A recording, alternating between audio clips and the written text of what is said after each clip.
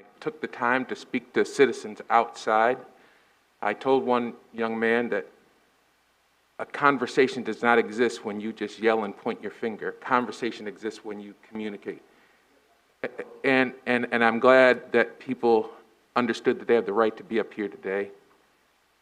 Let me just take off this mask because it's talk. So today, the purpose of the meeting was to make sure that people had an opportunity to hear the superintendent's proposal for how we will proceed given the lack of bus drivers available. I should let folks know that it has always been my position and the position of most of my colleagues, if not all of my colleagues, that a meeting was and is absolutely necessary. That has never been an issue. There's never a question that we would have a public meeting about the lack of bus drivers available to our students and our families. The question was, should we give our superintendent of schools an opportunity, given the last-minute nature of the information that she was provided by our contractor, should we give our superintendent the opportunity to plan and assess the situation and come up with a proposal to deal with this last-minute information? That, my friends and colleagues, was the most responsible course of action. We did not need as a community or as a board to have what I would call a sky is falling session. This is indeed a crisis. It is indeed of the utmost urgency for our administration to respond to the lack of drivers in our community, in our city, in our state, and in our nation. Indeed, what we are confronted with in Rochester is being experienced throughout the country, even amongst our suburban counterparts. There is a national shortage of drivers. The question becomes, for today, or for this week, would we give our superintendent the time to assess the situation and come up with a proposal to deal with this national crisis? And the answer amongst all or most of my colleagues is absolutely. The superintendent needed the time to evaluate the situation with her team and come up with some responsible solutions. Now, will all the answers come today? No. But are you entitled to hear what the superintendent and her team and the board think about this national crisis? Absolutely. And how this meeting will operate is we will listen to the superintendent, hear what her proposals are, give the Board of Education and each of my colleagues the opportunity to ask questions, and then the superintendent will deliberate additional time. Now, one person asked me on my way in, will I have the opportunity to speak? In fact, he said, quite frankly and clearly, I have been silenced. No, you have not been silenced. Once the superintendent presents her final proposal to the board, there will be an opportunity for comment, but it is not today. There will be an opportunity for parents to comment. I would remind you, not only is this an appropriate forum for you to comment, but you have principals and chiefs and teachers to discuss your concerns with as well. So just because there won't be an opportunity for you to comment today does not mean there will not be an opportunity for you to comment in the future in this very building, at that very microphone. And also, and I would say more importantly, your best connection to the future of your children and this district is with the teachers and building principals that lead our schools. It's not the only one, but it is one that exists for you today and tomorrow. Because you can't take that mic today doesn't mean you cannot communicate with this district.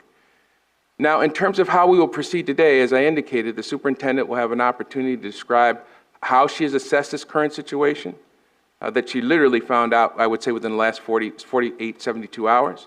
And then board members will be allowed to ask questions. I should let my colleagues know, they probably know this, I submitted questions in advance. Anyone who wants an opportunity to look at those questions should feel free to send me an email at van.white@thelegalbrief.com. I'll send you copies of my questions. If you as citizens have questions after hearing the superintendent's presentation, you too should feel free to submit those questions. Madam Clerk, is there an email address where these citizens and those who are watching can submit their questions? Well, there is an email that citizens can submit their public comment. Public comment can be submitted to Board of Education, all one word, at rcsdk12.org. And it's as well as posted to the meeting record on Board Docs. It will be done so for that meeting. If you send it after that time, it will also be sent to board members, but just not in time for that meeting. Madam Clerk, I would ask on behalf of the board that you make whatever comments are submitted immediately available in real time, if possible, to the superintendent and to every board member. Again, let me repeat, because this is very important. You do, and you absolutely have the right to comment. But it won't be today on that, in front of that microphone. It will be through your principals, through your teachers, directly, if you'd like to speak to the Board of Education Superintendent, through the email address that our clerk just gave you.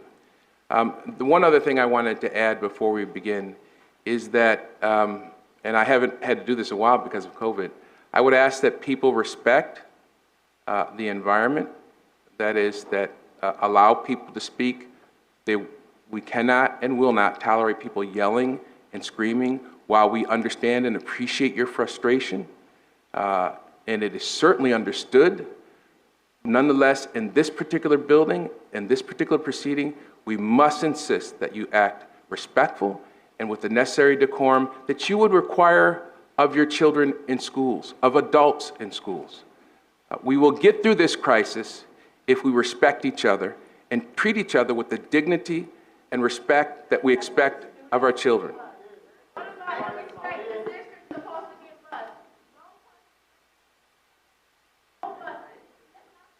Ma'am,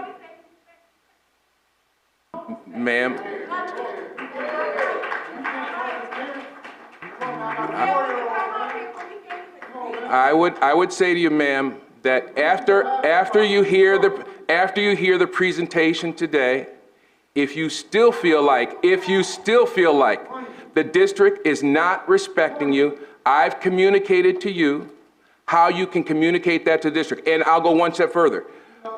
Sir, I will leave this dais after the superintendent finishes her presentation, after every board member asks a question.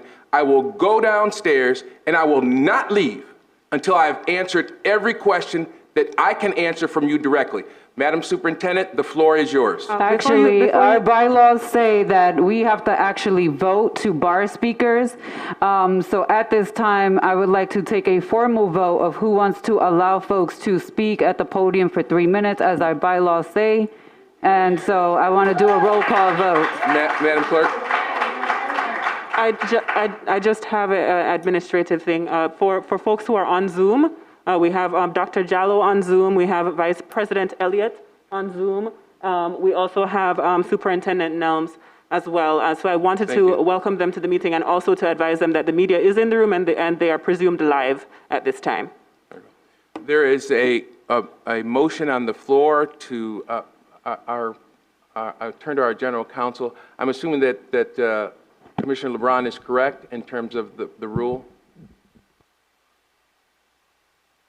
Commissioner LeBron, do you have a citation for that? Yeah, I actually have the bylaw open. Thank you. Me too. Individuals are allowed to speak at the special meetings unless, on the topic, on the agenda item, they can only not speak if 2/3 of the body votes to suspend the speaker's rule. Because it was noticed as a special meeting, which not a work session, and special meeting rule that applies to them. Yep. Unless there is some objection, I will offer by way of statement, unless there is some objection, we will allow speakers to speak this afternoon. Is there any objection to that statement by the President? There being no objection, we will allow, as we traditionally do, 3 minutes. Is that correct, Madam Clerk? That is correct. I'm going to ask, because it is the day of the meeting, if folks have an interest in speaking. There is a person outside with a list that you may sign up in the order of the bylaws. Students first, then parents, then community members, and then staff members. Please do so. There's only up to 20 and 3 minutes each. Thank you. What I would like to do, unless there's some objection from my colleagues, is allow the superintendent, could our staff make sure that the sign-in sheet is brought in here? Because I don't want any of the people who are signing in to miss what the superintendent has to say, and this is why I want to proceed this way. I want our citizens who are asking to speak today to have the opportunity to hear what the superintendent has to say. I think it would be counterproductive if they spoke and then the superintendent made her remarks, and they didn't have a chance to respond to what she was saying. So unless there's some objection from one of our colleagues, I'm going to propose that the speakers speak after the superintendent has spoken so that their comments can have the benefit of hearing what the proposal is. So in that regard, I would ask the staff to bring the sign-in table in here so nobody misses what the superintendent has to say. Could you do that for them, please? I'm actually going to request a 5-minute recess to allow the speakers to sign up and then come in here. There's a reason that their sign-in sheet is outside, and we do have COVID regulations that we're trying to follow inside. Unless there's some objection, I am proposing that you bring the sign-in sheet in here. I understand that you've made an objection, Commissioner LeBron. I made an objection. I'm asking that you bring the sign-in sheet in here. Can our staff do that for us, please? Please.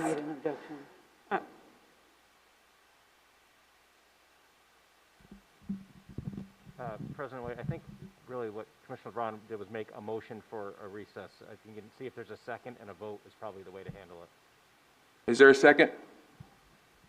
As there is no second, please proceed as I suggested.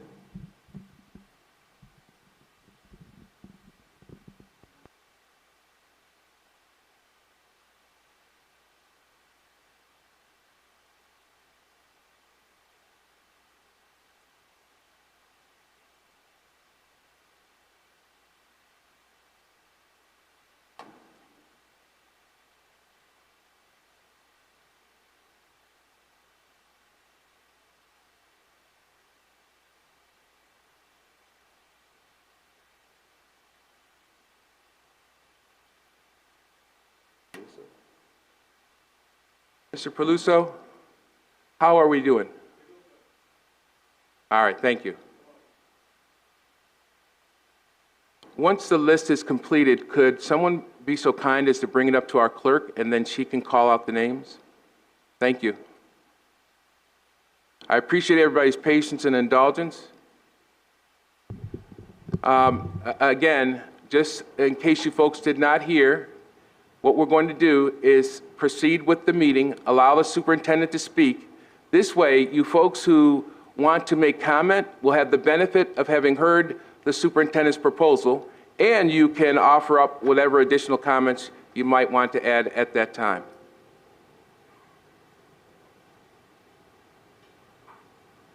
All right. Madam Superintendent, why don't you proceed with your presentation? Thank you, President White. I'm going to go down to the podium to deliver my remarks.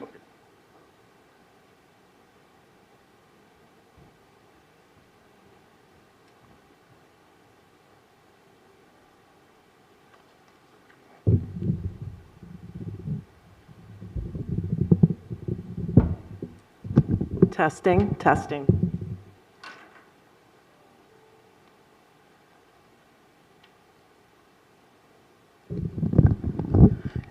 Good afternoon, President White, Vice President Elliott, who's joining us virtually, Commissioner Clark, Commissioner LeBron, Commissioner Adams, Commissioner Malloy, our State Monitor, Dr. Jallo, who's joining us virtually, Dr. Nelms, and Ms. Lorna Washington, both of the East EPO. I want to thank each of you for agreeing to meet this afternoon to discuss to have a Board of Education meeting to discuss the issues that we've been facing relative to transportation that specifically impacts the Rochester City School District. Months ago, I shared with the Board of Education, the staff, our students, and our families how excited we were to reopen in person 5 days a week coming next week on September 8th.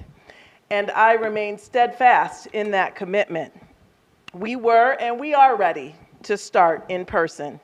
We met with staff and families a few weeks ago to discuss our opening plan, and we outlined things like vaccination, PPE, testing. We led the way in Monroe County relative to the expectation that our staff would be vaccinated or have weekly testing, and we've fulfilled all of those requirements. However, earlier this week, we were notified that from our transportation providers that transportation did significantly shift. If you remember, we did shift our bell times because we knew of the shortage, and we made that determination and announcement on August 10th. We shifted to a 3-tier system to try and accommodate the fact that there is a shortage. So we have been monitoring this. But we were notified that additional slots that our providers would not be able to fill, which caused a transportation issue and crisis. As you know, this is certainly not a Rochester City School District issue. It's a Monroe County issue. It's a New York State issue, and it certainly is a national issue. We are working, and we have been working to mitigate these issues. We, this week in particular, have been working around the clock to mitigate these issues in the Rochester City School District. And we recognize that coming before the Board of Education and our community at this late time certainly is difficult, but we were working to ensure and to try and not have to make any other decision other than in person 5 days a week. And while I'm on this point, I do want to address the issue that's been swirling relative to my vacation. I was on vacation, it was approved, but as soon as I learned that there were issues, I was working around the clock with my team, while it be virtual, but with my team, to address these issues. Leadership does matter, and it is critically important. But if we didn't learn anything else from COVID-19, we certainly learned that we can work, we can problem solve, and we can plan in a remote environment. I have worked with my team to make sure that we tried to cover every single base and to look at every single issue possible to mitigate the circumstances. So we are responsible for busing over 31,000 students in the Rochester City School District. Over 8,000 of those students are in charter schools, private and parochial schools, and participate in the urban-suburban program. So we are responsible for transporting students across the city, across the county, and outside of the county to other placements. So this certainly makes transportation in the Rochester City School District intricate and extremely detailed. The transportation issue and shortage in Rochester, in my opinion, is not only a community issue, but also a civil rights issue. We are the only district in Monroe County who predominantly has Black and brown students. We are very, very concerned that although this is a shortage, this is impacting our students in very deep ways. Many of our students, our scholars, have been remote since March 13th, 2020, and that is very concerning and heartbreaking to me as the superintendent of schools. It's any superintendent's desire to have their scholars learning in person, as that is the preferred mode of learning and maximizes optimal learning. I'm not going to argue the fact that we do have scholars over 8,000 in other placements. They choose to not participate in the Rochester City School District program, but I have to reiterate that adds to additional details relative to transportation. So I'm asking the following before I start my presentation. I'm asking, and I have a plea, that if you are interested in being a driver, please notify the Rochester City School District that that's your interest. We will work to process through. But what we also have to recognize is that just hiring drivers is not an instantaneous process.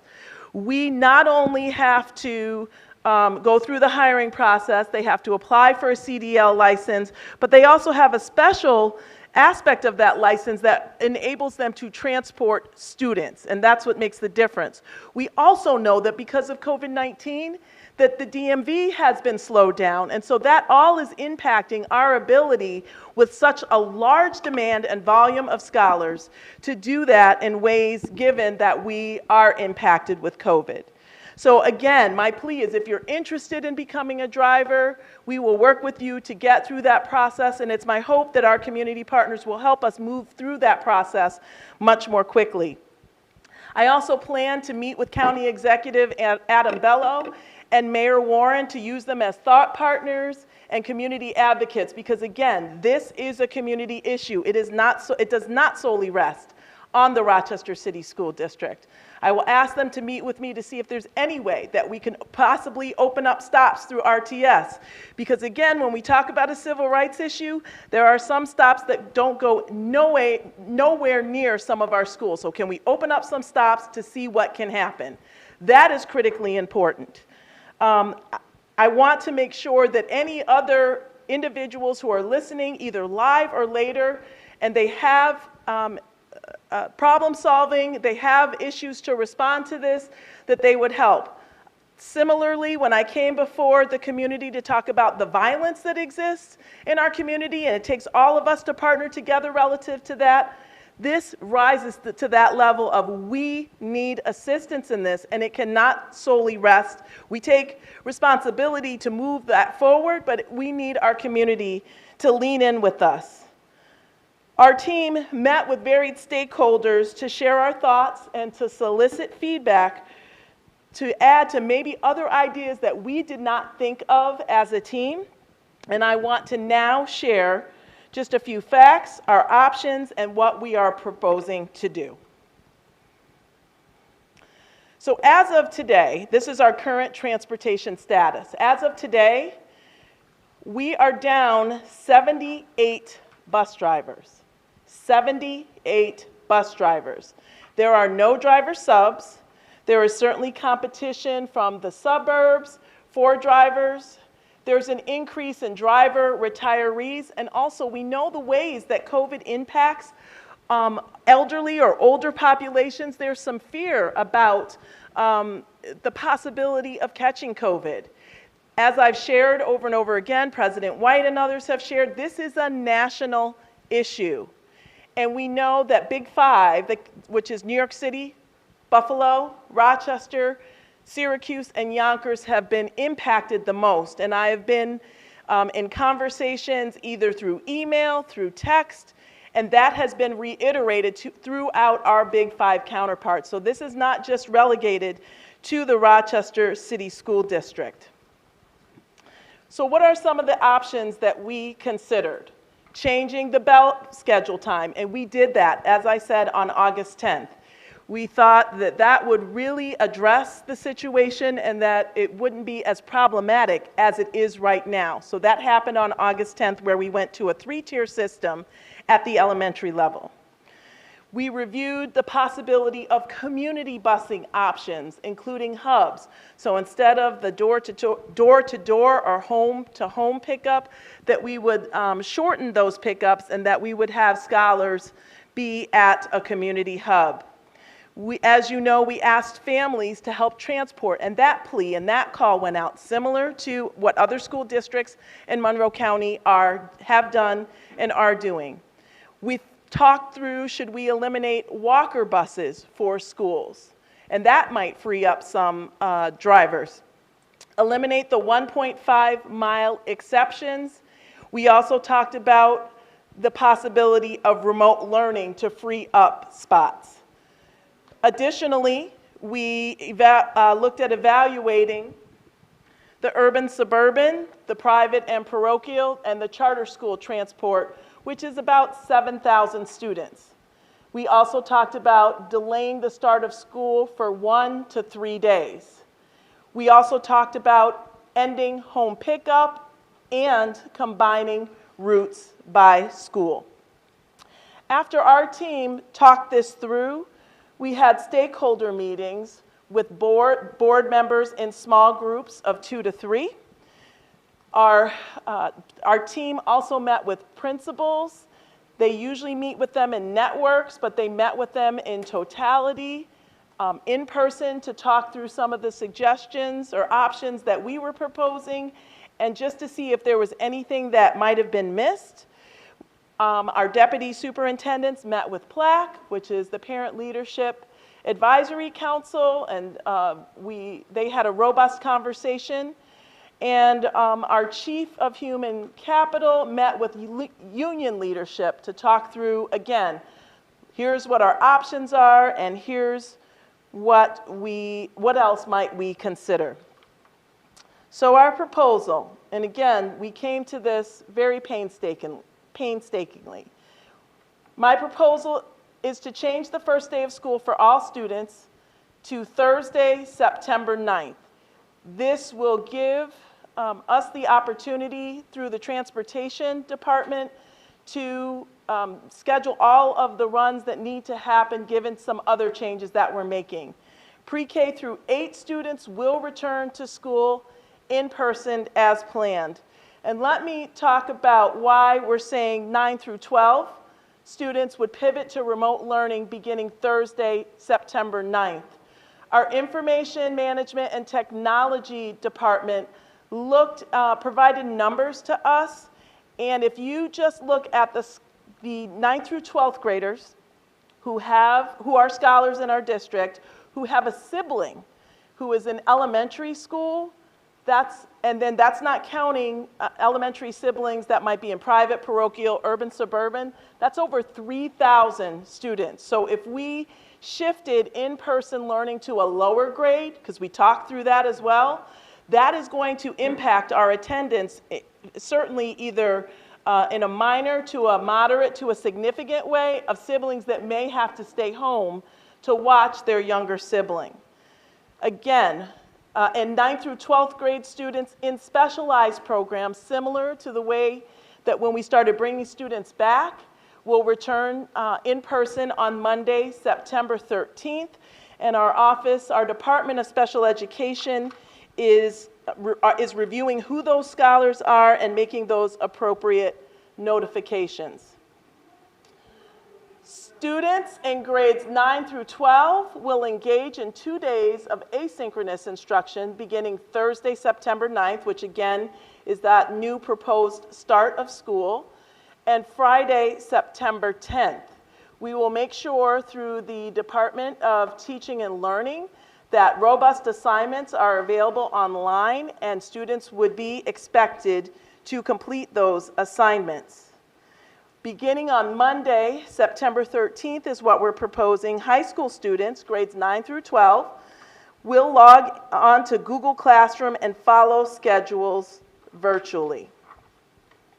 As far as staff expectations, staff will report beginning Tuesday, September 7th, which is our superintendent's conference day.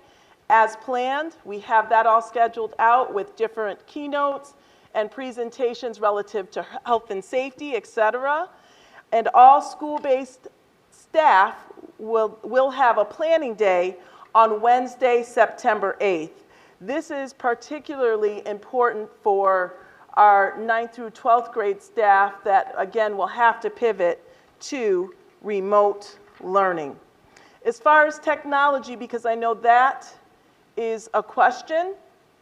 Oh, let me go back, I'm sorry. Just additional as far as staff expectations. Teachers in grades pre-K through 8 will start their school year in person with their scholars beginning Thursday, September 9th.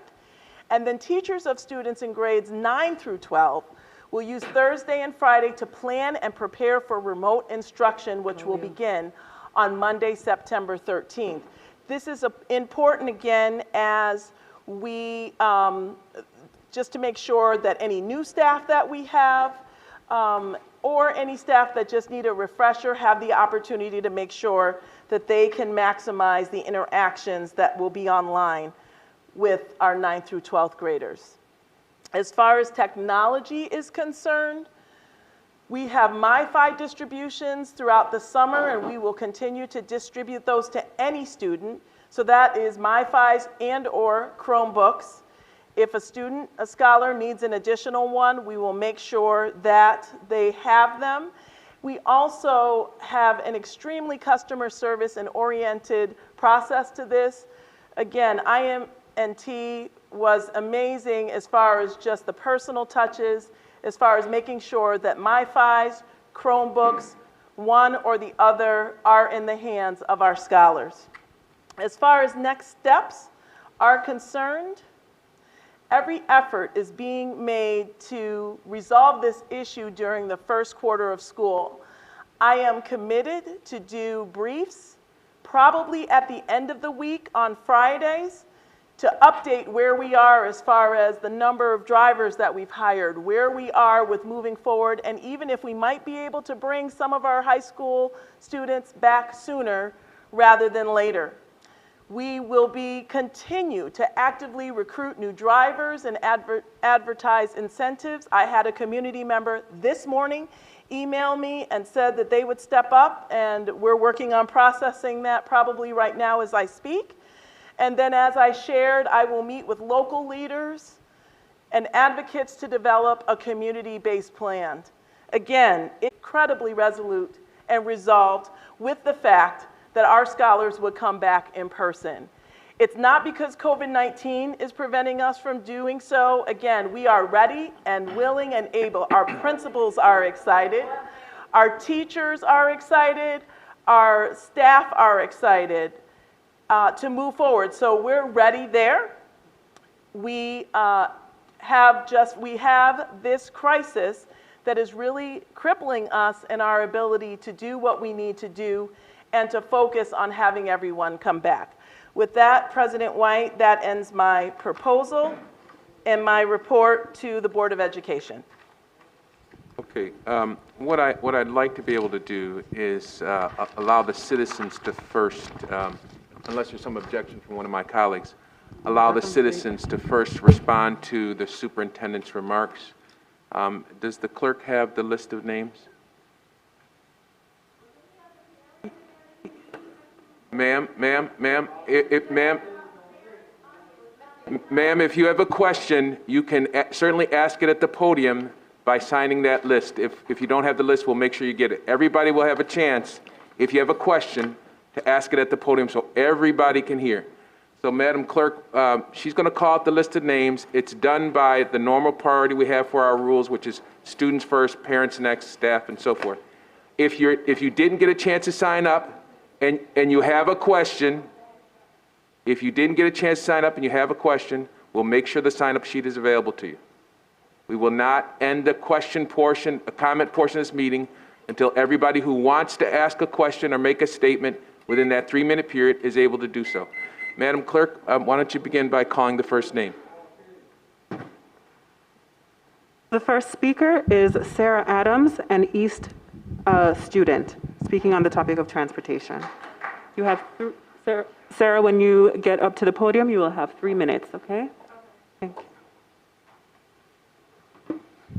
Hi, everyone. My name is Sarah Adams. I'm a student at East High School, like they said, and I really don't know what to come up here and say, but all I know is remote learning is not an option for high schoolers. It shouldn't even be on the table. We know that it doesn't work. There's so many students who said that.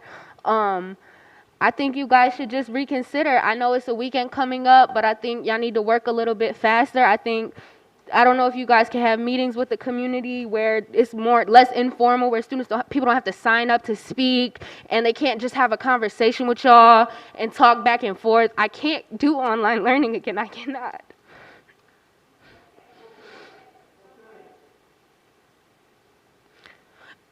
Superintendent, you talked about how the sibling issue and how that would make attendance go down for high schoolers. But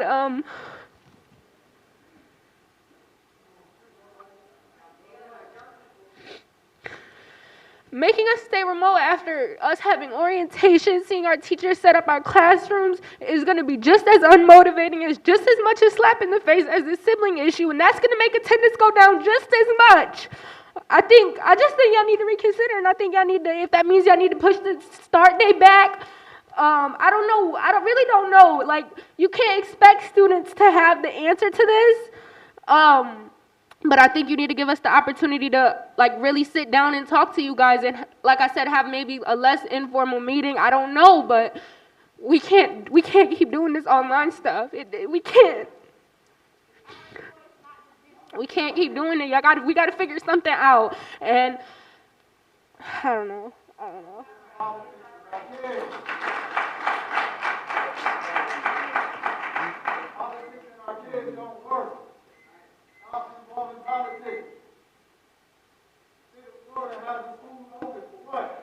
Our next speaker is Brianna Williams, a School of the Arts student.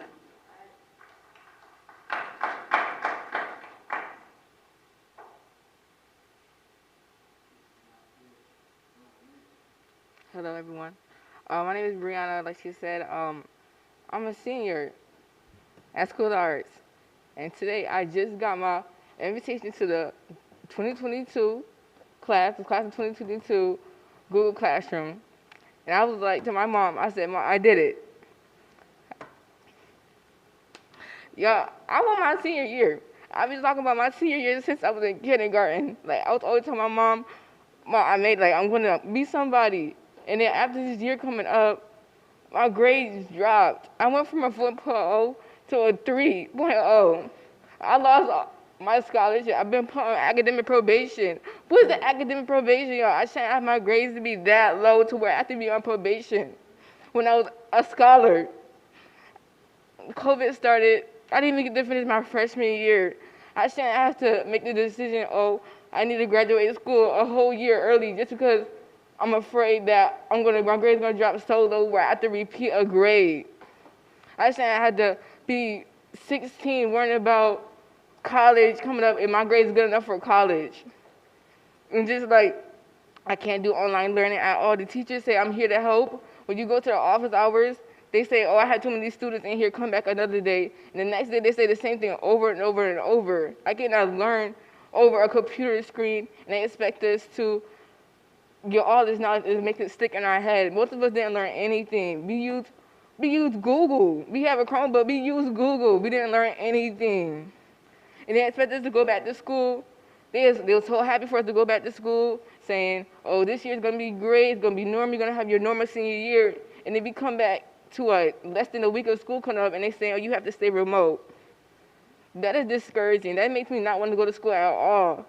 Like online learning, people didn't come to school in the first place to go show up to log onto a classroom on a computer just for a class for us to sit there and learn nothing, look at a blank screen. Half of the time people didn't have their cameras on, the teachers didn't have their cameras on at that. That's just so discouraging. I laid in my bed looking at a black box and expect me to learn 8 classes a day. Like, that's just not how I'm gonna function. And I want my senior year, y'all. I've been waiting for this, working my butt off since kindergarten, since high school. The superintendent said, he's talking about elementary going back. I'm sorry, but elementary, you can do that online. This is high school where it matters, where it counts, where I get my most knowledge from, where I learn so I can go to college, where I get my grades good enough to go to college. I'm sorry, but elementary, it's gonna have to rethink that because high school students are more important than the elementary kids. I'm sorry, but this is where we're in the point of life where high school, we have high school experience, we have prom, we have all these good things that we've been waiting for our whole lives. And for us to say, 9 to 12 can't go back to school or should stay remote, that's just not, I just don't understand how they expect us to work that way. I'm sorry, but I don't mind going to school 2 weeks later than a date than being online. Something needs to be rethought. I can't do this. Thank you.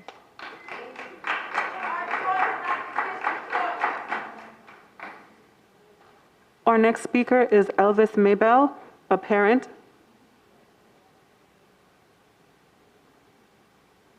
Elvis Maybell, a parent. You said that a little bit louder. Is Elvis Maybell here in the room? Elvis, a parent? We can call him again later. If Okay, I'm going to move on to Abdul Applebounds.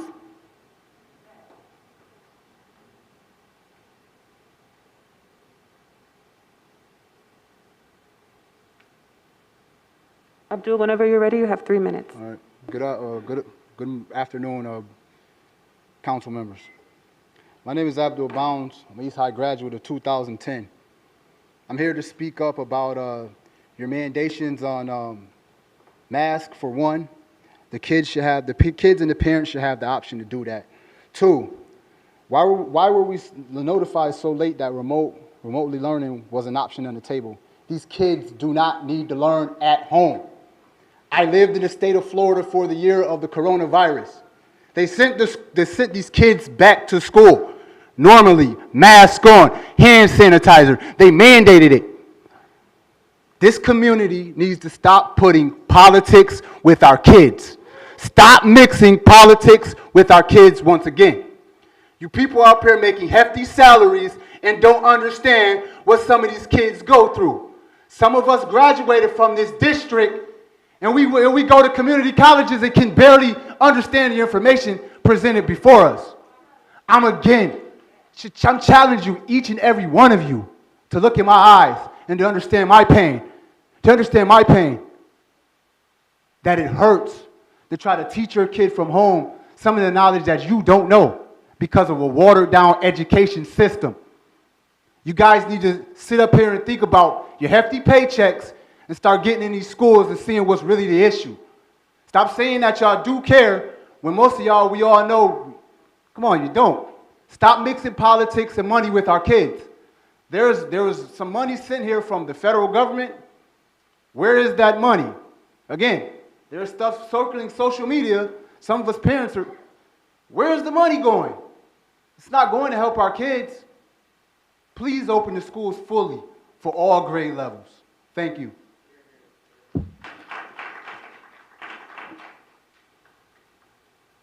Our next speaker is Kenyon Binns. There also are additional names being added to the list. If you need to sign up to speak, there is a list outside. Thank you.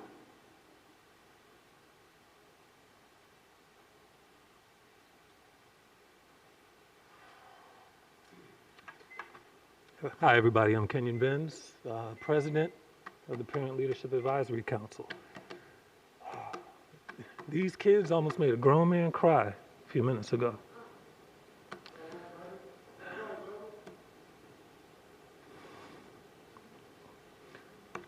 I don't have prepared remarks, just some bullet points, and I don't want to speak from emotion because that doesn't help. Everybody knows remote learning sucks. We've been talking about this for a year. It's not going to work.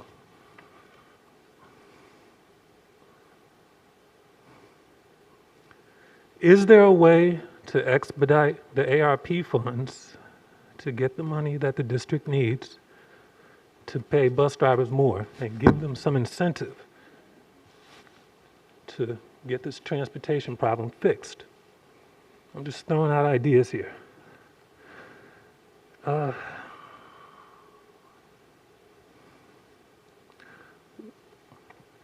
What sacrifices are charters and private schools making? Are their secondary kids going remote? There's a question to ponder.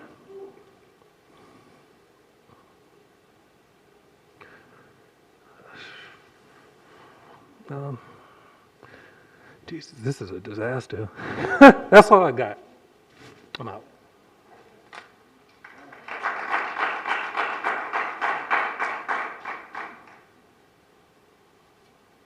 Our next speaker is Rebecca Hetherington.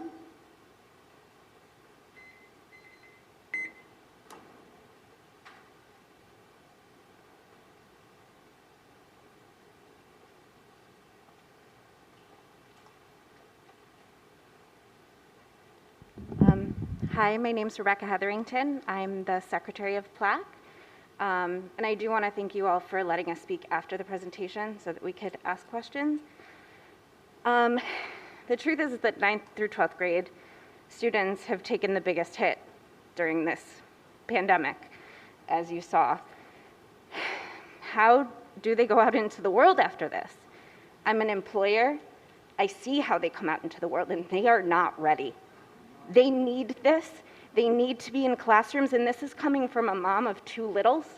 that need to be back in the classroom too, but not as much as kids like Sarah and her fellow students. I would request at this time some form of a formal plan, if this plan goes forward, with timelines and benchmarks for bus hires, RTS contract negotiations, and bringing students back.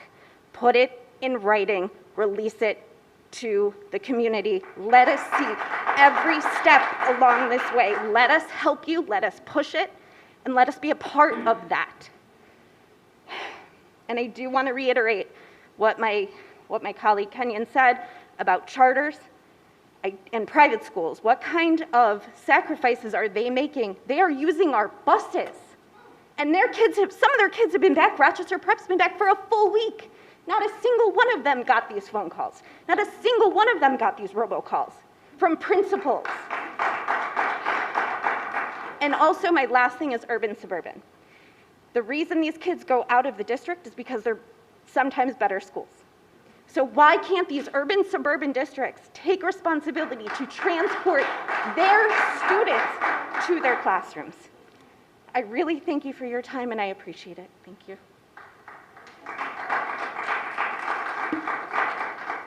I had another student sign up, so we will take her before we continue on with the other speakers. Maya Adams, a student.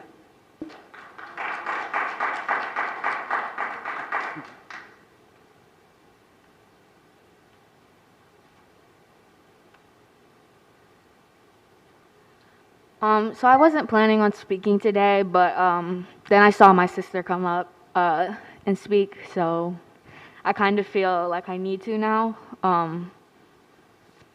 I'm going into 8th grade, so if 9 through 12 goes online, it's not going to affect me. But I've seen high schoolers who their grades have just plummeted after remote learning. It's not benefiting them, and it's not benefiting middle schoolers. I don't think it's really benefiting anybody. I mean, there are a few people who do better with it, but that's very few. I have seen my sister, who is normally an honor roll student last year, still ended up with good grades, but really, really struggled.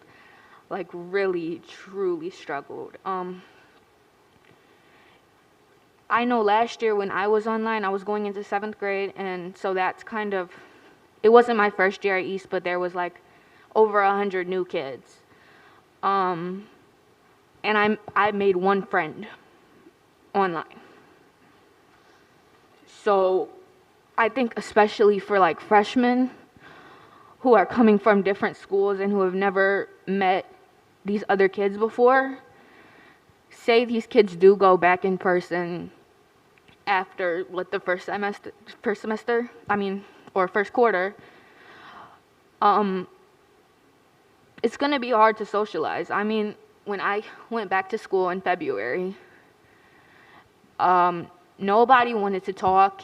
The lunchroom was silent, which is completely different than normal.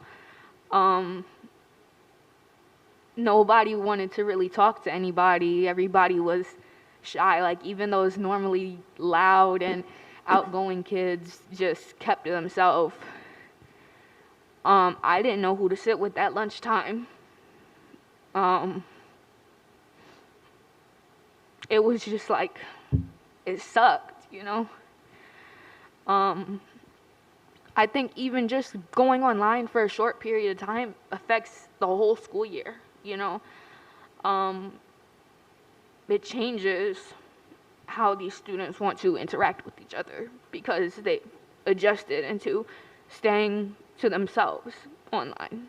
So I think like just this whole thing obviously needs to be changed, especially because high school is like, that's your golden years, you know? That's what everybody says. So yeah, I think we just need to change it, so.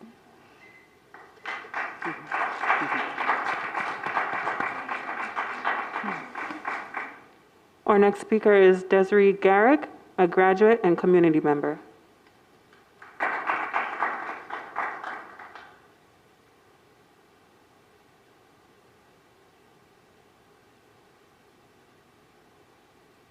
Hello, everyone. I'm a graduate of East High School, class of 2021. I'm a freshman at the University of Rochester. And knowing that there was a shortage, a potential shortage nationally, why were there no efforts to push to fill those positions in advance over the summer? And how can we lean as a community if we aren't told that there may be a potential threat to our students' education? As far as stakeholder groups go, why don't we have students directly present during those conversations? Students are more than capable of providing valuable information and remedies to these issues that we are faced with. There's a saying, where there's a will, there's a way. My entire time in this district, there has not been a will from the district. I've seen students fight harder for their teachers when budget cuts happened, for coming back to in-person learning against teachers who didn't want to. And quite frankly, actions speak louder than words. Being as that I was a senior last year, when I tell you I had no motivation for my classes, I was fortunate to have almost 3 years in in-person learning. My friends who are underclassmen, who are seniors and sophomores this year, they have not had as much time as me in the classroom. And when I tell you I barely survived remote learning, how can you expect them to survive remote learning? I had no motivation for classes. My entire high school career, my GPA never dropped below 3.5. My GPA of the last quarter of my senior year was a 2.7. Never have let my GPA drop, and the motivation for school was just not there. As a freshman at the U of R, transitioning out of high school into the real world, into college, into a predominantly white institution that most students from the district do not get a chance to go to, I cannot tell you how hard it is to figure out, okay, this is how a classroom goes.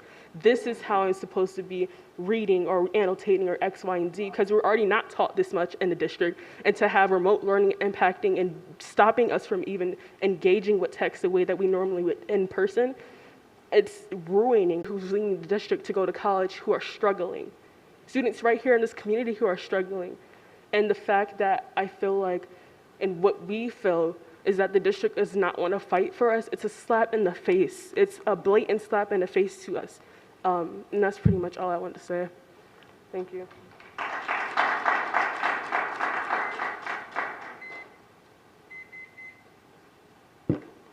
Our next speaker is Mercedes Vasquez Simmons, a community member.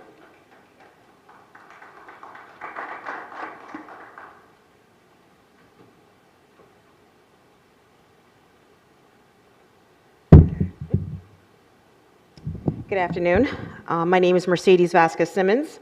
I'm a product of the Rochester City School District.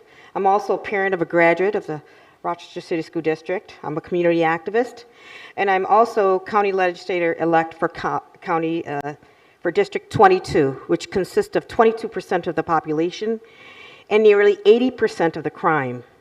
Sadly, the majority of the crimes are committed by school-aged children that are not in school because of our failure to provide a comprehensive plan to reopen. Here we are, a year later. We're aware of a national issue, yet we've taken no action. We chose to be reactive.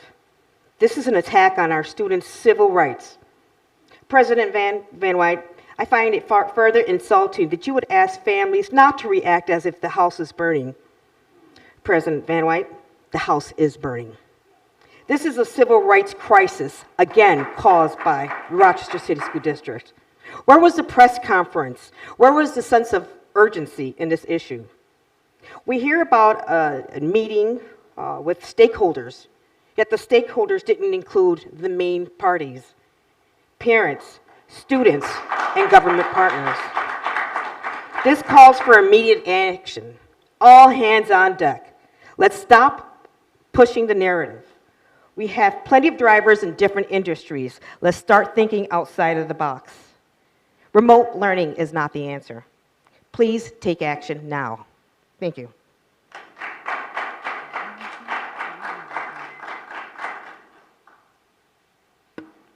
Our next speaker is Mikey Johnson, a community member.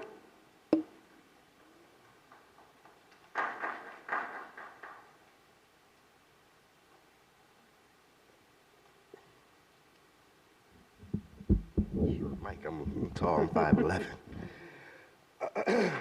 I admire the words of the young lady who is currently at the biggest private white institution in Rochester, U of R. That's my alma mater. I graduated from there twice. First with an English degree in English literature, second with a master's degree in teaching and curriculum. I also am an employee of the district, so I know just how deep this rabbit hole goes. Okay, I am not here, contrary to popular belief, right? I've had one of the board members saying, I know who you are, okay, because I do work with Save Rochester in the community. Ever since COVID hit, I've been impassioned about making Black lives better, okay? We are supposed to be thriving, not just surviving in America. And pardon me for my kinky hair. Pardon me for the concentration of melanin in my skin. Those are things I was born with that I just can't help. But when I walk out of the door every day, those factors that I have no control over dictate a lot of how my day might go that day. And for our children in the Rochester City School District, the kinks in their hair, the concentration of melanin in their skin dictates the life they will have and the quality of education that they will have, and that is not right. Again, contrary to popular belief, I'm not here to berate anyone on the board today, but I am here to give you a wake-up call. Wake up! There's an old Spike Lee movie called School Days. Those of you who are really down might know what that movie is all about. But I'm saying to you again, wake up! There's a huge lack of transparency, a huge lack of respect. I waved to one of the board members walking in. Hey, how you doing, sir? You know what he did? Looked right at me and kept on walking. And this complete disregard for compassion, this complete disregard for our concern of all of these constituents in here is what led us to this point. How long have you known about this transportation issue? We've been told 48 hours. And again, I'm not here to berate anyone contrary to popular belief, but we are just not buying it.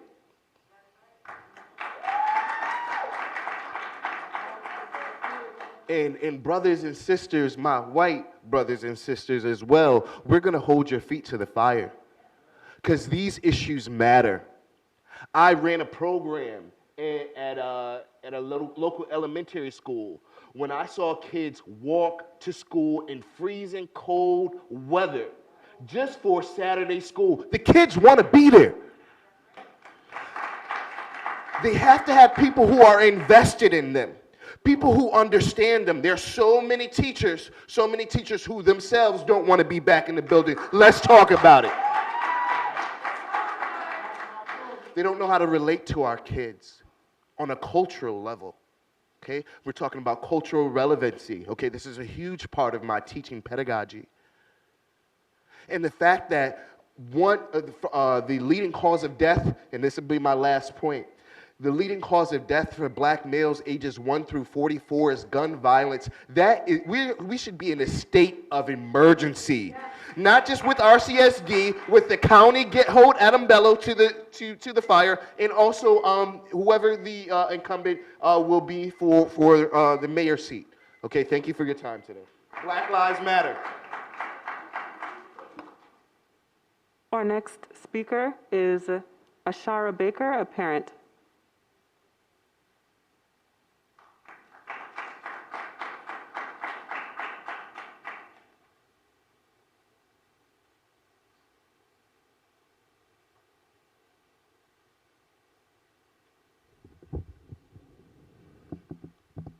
Hello. First of all, I just want to thank Commissioner LeBron I appreciate you throwing it out there to make that public commentary available. I was told under the premise that we had to submit questions prior to this meeting, so I'm happy you put that out there. But I want to have this conversation both to the commissioners and both to the public. I am a representative of the charter school community. I really want you to understand, let's not pit districts against charters, against parochial schools. These are all the same children.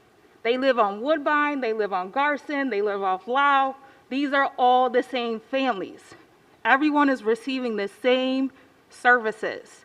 So I just want to let that be known. There are 2 charter schools that open. That I hear you. And I understand today is specifically about the babies that have to go to a remote setting on the 13th. I get it, and I'm here with you. And I'm here as a thought partner.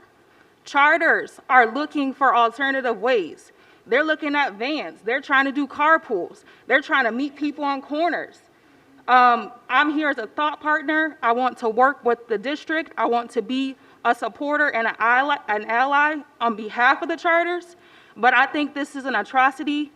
I've seen notifications that go out at 4 p.m. on a Friday about changes that will happen on a Monday. I think that the district needs to be more transparent. I'm here as a representative. I'm here to work with you. And I'm here for the community if you have any feedback. But I thank you for your time.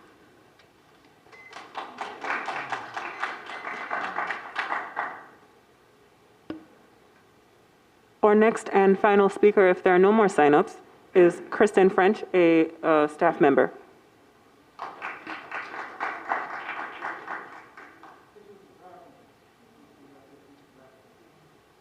Is Elvis Maybell still out? Elvis? Oh, there's another sign up. I have Breton Hardgers, a community member.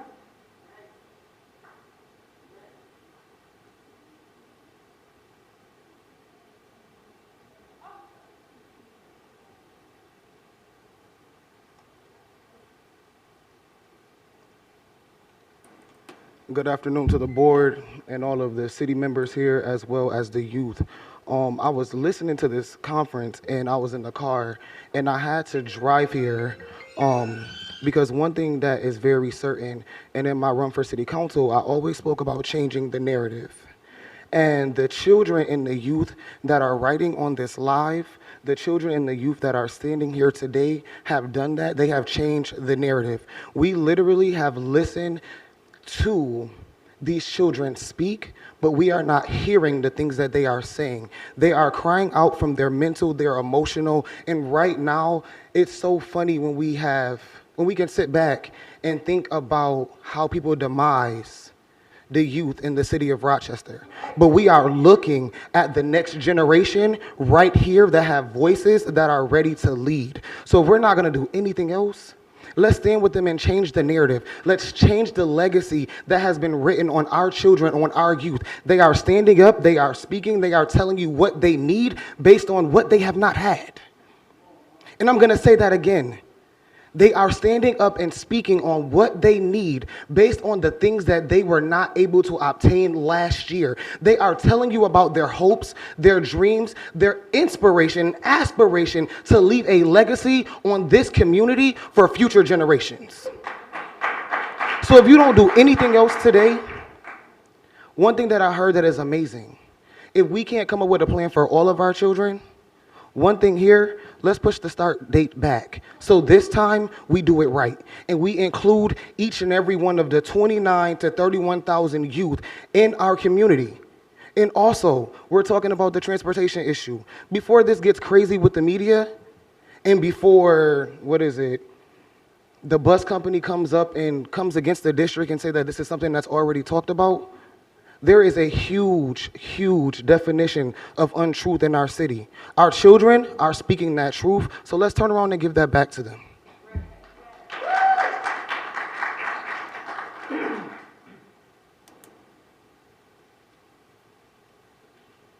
Is Ms. Kristen French now in the room? Okay.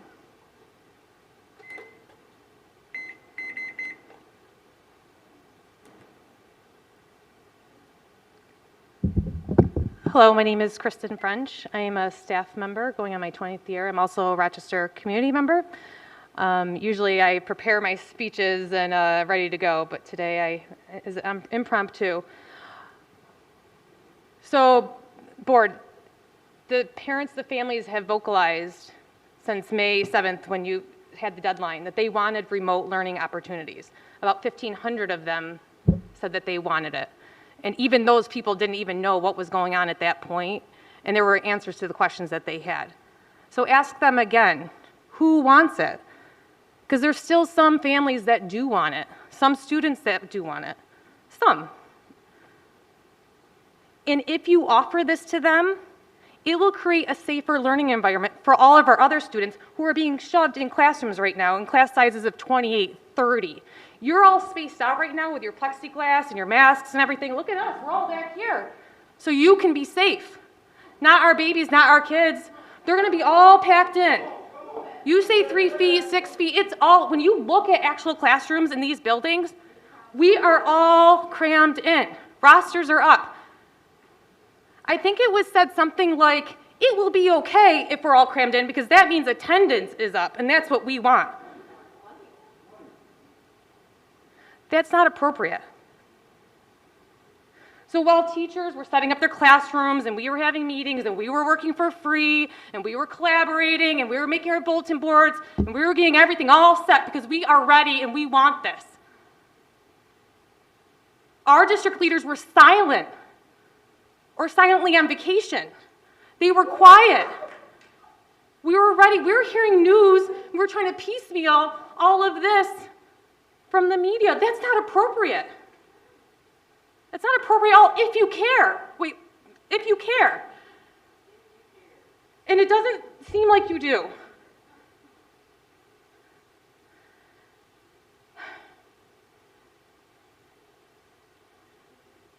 It almost seems actually like it's purposeful. Like you're trying to destroy public education, like you're trying to destroy Rochester. And invest in charters and private schools, because it's one thing after another. Whether we're shoving white supremacy curriculum down kids' throats or giving them rotten lunches to eat, it's constant. And we're trying to put out fires and figure this out, and it's almost like you want us to be afraid and scared and sad and mad, and you're fragmented and we're all over the place in different buildings. It's almost like it's on purpose. You don't want us to collaborate and be together. You keep us in the dark. So one idea is to offer a remote option. It will help a little bit. It will help us keep us safer in our classrooms. It will offer more opportunities for transportation, but that's going to take thinking and planning and time. It really, really is. So thank you so much for listening to me. I hope my passion comes across as just as passion, in all due respect. My choice is not to get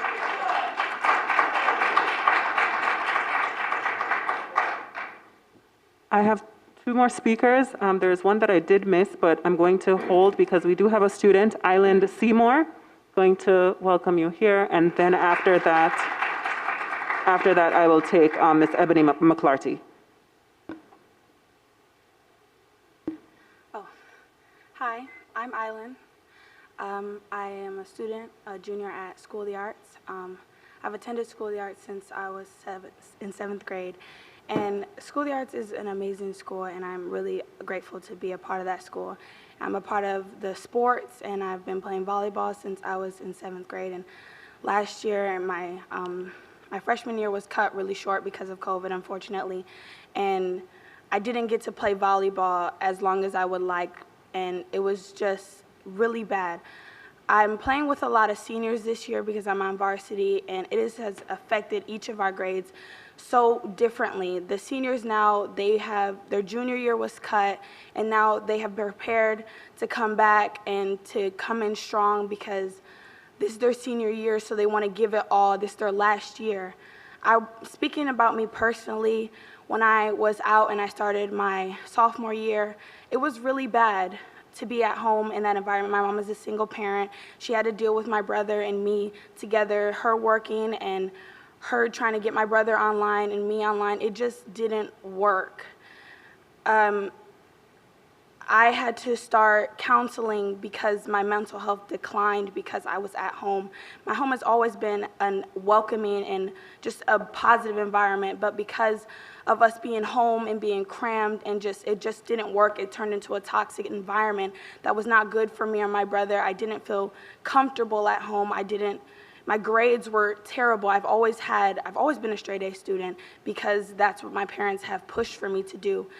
And being at home and not focusing and being distracted, being dyslexic, it's very hard in that environment, and it's very hard to just concentrate.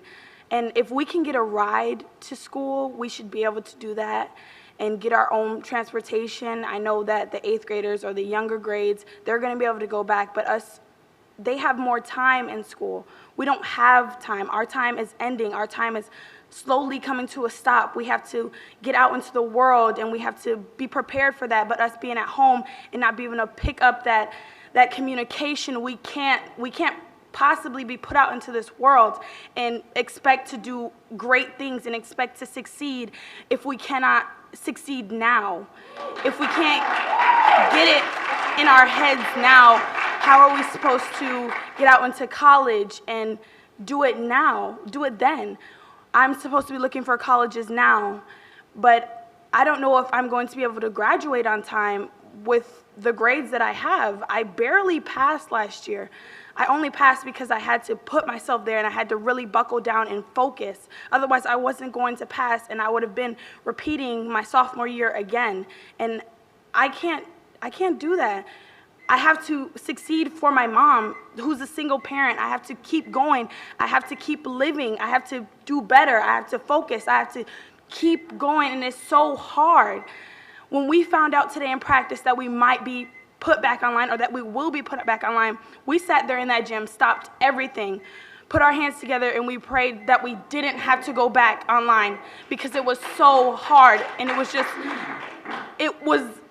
I'm shaking. It weighed so much. There was so much pressure on us. We thought, okay, maybe we would have been out for like a week or two, and then one school year passed, and then that school year was cut short, and then we have another one, and we're like, okay, they finally said we get to go back. I just got my backpack. I just got my first day of school outfit. I'm like, wow, I'm a junior. I cannot wait to get back in this building and to meet these new teachers.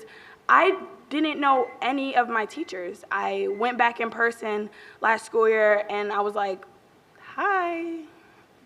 I didn't know them. And being in person and making that connection with other students and with your teachers, it's amazing. And I just feel like we're setting ourselves up for failure if we don't get back in this building. So, thank you.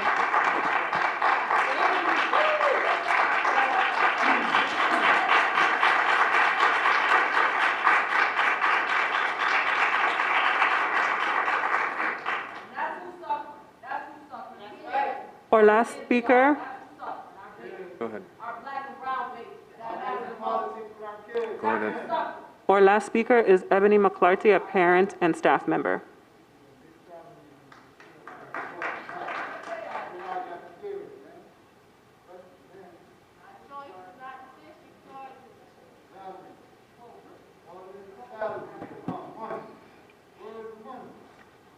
As a mother of 4 RCSD K-12 students, I am beyond frustrated.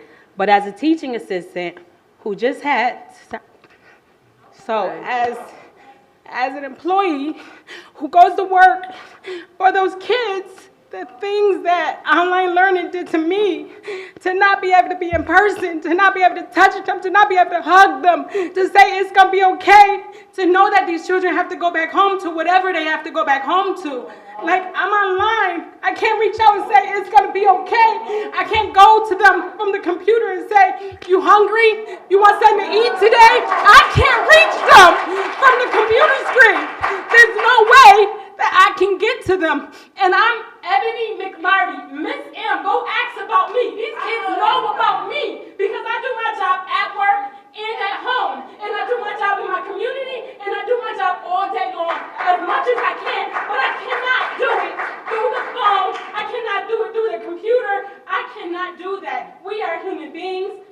were raised to be social. We get that from being in school, from being around each other, from talking to our kids are lacking that. My baby just started kindergarten from home. What did she learn from home? I'm a TA, I gotta be on the computer with everybody else's kids, and I had to be a teacher for my own kids. There was no compensation for that, and I failed miserably. That's 5 computers that my kids had to operate while I'm on my own computer. Do you know how hard that is for a single mother who works for y'all, who works for this community to try and do that, both jobs simultaneously? Not to mention all the pressure there is on the vaccination and getting the vaccination and not getting the vaccination. It's too much. It's all too much. And I know that it's new for y'all, like it's new for us, but y'all got so much going on in your heads that y'all not releasing to us. Y'all talking to us in the middle of the conversation. We don't know what's going on. Why am I just finding out that I just paid for school clothes and my kids ain't going nowhere? Why am I just finding that I don't have money for that? I don't have money for that. You know what I'm saying? It's too much. It's all too much. And this thing, and it has something else has to change. And this meeting should have happened a month ago. Like, why is it even happening right now? So right now, I gotta figure out how I'm gonna get my kids to school at 9:30, because my job started at 8 o'clock in the morning. So I gotta figure out how I'm gonna get to what I need to do for my students at school and my children also, you see? So that's it, no hate, no harm, I just hope y'all do something. We need more clarity, we need more freaking truth told. We need so much more. That's all, y'all.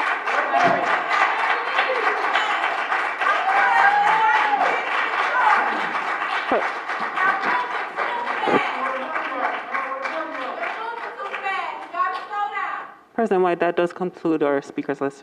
All right, as I indicated, what we would do is we would follow up with board members asking questions or making comments. And to follow through with that promise, we're going to begin to my right and go to the left. Thank you. Commissioner Powell.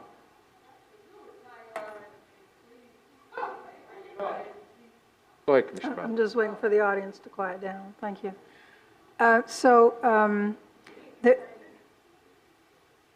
So there were some, I was listening very carefully to the public remarks, hoping to get some insight on the couple issues that I care about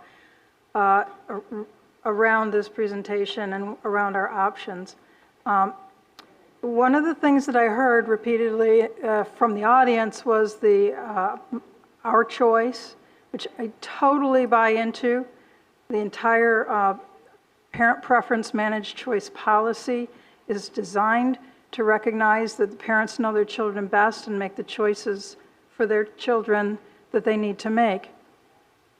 But one of the things about those choices is that when parents choose to move across zone boundaries, this district has been very lenient about providing bus transportation across zone boundaries so that those children can stay in the school they originally registered for. But that was never the intent of the policy. The intent of the policy was that when parents had to make a decision about where they lived, they would take into account whether their children needed the stability of the same school, and if that was the case, would choose housing within that zone. A zone is a third of the city. It's a big area, and there's a presumption, an assumption that they'd be able to find affordable housing in any of those 3 zones that they currently resided in. Why do I say all that? Because cross-zone busing is a huge expense. We can only put half as many children on a bus route that crosses zone boundaries. We could close some of this gap very quickly by calling upon all the parents whose children are in a school outside the zone of their residence and ask them to make a new choice for a school within their zone, within walking distance. We can also make a choice to, I'm talking about managing one's choices so that you can make a decision about what's best for your child and continue to do so. Another aspect of that is that For every family that chooses to transfer voluntarily to a school within walking distance, that is absolutely a choice. The policy supports voluntary choice up until bed's day of every school year at every grade level. And so families can help us through this problem by thinking about how they can contribute to the solution and not just be thinking about me, by putting all of our kids on equal footing. Another concern that I have is about the charter school and urban suburban. I think it was sort of indirectly referred to in the presentation that the fact that the charter schools don't bear any burden, and they will all get the transportation, even if the charter school is outside the city limits, is tied up in our policy around urban suburban. Now, the children that we currently send to suburban schools are obviously all children of color, and to end that program seems painful and on its surface feels inequitable to end a promise made to them to allow them to go to... I'm sorry, I have the floor. So it's a dilemma that currently we only have a small number of students that go to the urban suburban program, that we currently transport them to those suburban schools. That's what we've chosen to do. But the charter school law, and for that matter, the parochial schools, our obligation to transport is tied up in how we do business with our own children. So long as we have an urban suburban program, we have to transport 100% of the charter school students, whether the charter school itself is outside school boundaries, outside the city boundaries. Yes, I am talking about your kids. I am talking about Rochester City School kids. So the question is, should a small number of students, all of them of color in the urban suburban program, be entitled to resources that other children of color will therefore suffer from? And I don't know the answer, but I'm starting to think that just because of the construction of the rules that we're bound by, we have to start thinking about that. And the fact is, if we could throw the switch tomorrow on urban suburban and say, sorry guys, all 24 of you, 36 of you, you have to either come back to our schools, or you have to enroll in a charter school, or you can find your own way to those suburban schools. We could do that, but you know what? Because of the construction of the laws, we would still have to transport all of the charter schools, including students that are leaving the city to go to a charter school outside the city. We'd still have to do that for some period of time as dictated by the law. So there's no immediate answer, but we have to start thinking about these trade-offs, and that's what they are, is they're trade-offs, and we have to start thinking of those immediately. So those are my thoughts and concerns. Thank you. Thank you, Commissioner Powell. Commissioner Malloy? Thank you. I do have some concerns that I'd like to talk about, but I have specific to the presentation 4 questions that I'd like to be able to ask as well. I guess the only comments that I want to make is that, I've just been told by my daughter, who will be a senior this year at World of Inquiry, and she's reached out as she watches this presentation and has a few things that she had wanted to say, because I asked her how she felt about remote learning. And she said, Mom, I've already done that for 2 years. I want a senior year. I learn better in person. It's not fair that all suburban kids don't have to deal with what we go through. Our district missed out on sports. There were teacher cuts and remote. That's not fair. I realize there are bigger issues out there, but if all these discussions are or for the kids, then why not do the one thing we all want, which is going back to school? That should be the bare minimum. There are people in other countries who don't even get to go to school, so we have the privilege of education. Shouldn't we at least be making the most of that, at least be in person? Plus, she says, school is more than academics. It helps our social skills, and that matters too, but 2+ years without being in school, where you have to consistently be with other people, and that's how the real world works, it just doesn't make sense for us to not go back, especially high schoolers who will ultimately have to find jobs, go to college, or take a gap year, and will have to know how to function with said skills. So clearly, my rising senior wants to be back in school. She wants to be with her peers, and so this is such a hard issue for me with 4 kids in this district, 3 of whom would have the opportunity to go back to school, and then 1 of my children would have to stay remote. It's tough. And I don't know what that answer is, but they all deserve to be back in the classroom. I'm going to try to stick to the questions that I had regarding the presentation, so thank you for allowing me to share those thoughts, my daughter. So I have 4 questions.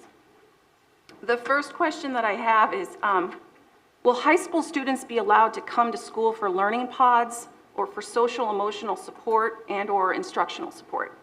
That's one of my first questions. I do want to know why principals were asked to do the initial robocall versus the call coming from the district itself. I'd like to know, once school officially begins remotely, will our 9 through 12 teachers be working from home or on site? And then finally, final question I have. I am concerned about equity, and if we go 9 through 12 remote for the district, we do still have 1 high school that potentially wouldn't go remote, and that's East High School. One of my daughters attends East High School. But why are we treating East High School differently than our other RCSD high schools? That's a concern I have. So those are the questions that I have, so I'm hoping that we can get some responses to them. Thank you, Commissioner Malloy. So response to question 1, high school pods, social emotional needs. Our chiefs are working on, again, trying to figure out how to tier getting students back in 9th through 12th grade much more quickly, and that would be included in that plan. Number 2, the principals were asked to make the robocall because they have stronger connections with families and are a recognizable voice.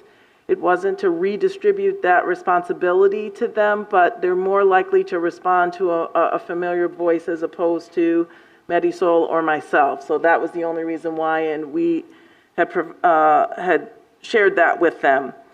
9 through 12 teachers working on site. Yes, this is not because of COVID, this is because of transportation, so yes. And then concerned about equity relative to East. They, as you know, they're a separate entity, and they have a different set of kind of rules and jurisdiction. I don't oversee that. Is there any way that you could answer in terms, when I talk about East, I'm talking mostly about the transportation itself. So like, it's my understanding that we have 16 buses alone that go to East High School.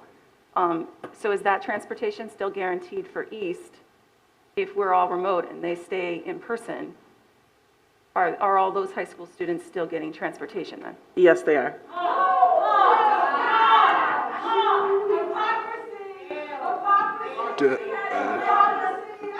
Ladies and gentlemen, we do have Dr. Nelms online. Dr. Nelms, do you want to respond to that question as well? Yeah, thank you for allowing me to respond to that question. I want to be clear that I have spoken to Mike Schmidt from Transportation consistently over the last couple of days. I only heard about this problem yesterday afternoon, and I was asked to make changes to a plan that I did not see the details for. So I am not one to make decisions without having all the data in front of me. I'm not one to make a decision without seeing all obstacles and options weighed out. I did offer a couple options. One was to start earlier in the day, so we would not cause transportation issues. To eliminate one of our runs where the 16 buses would be used, that is the bus run for the high school, and to send all of our kids on the same bus for lower school, which would not be an additional cost to the district or an additional burden.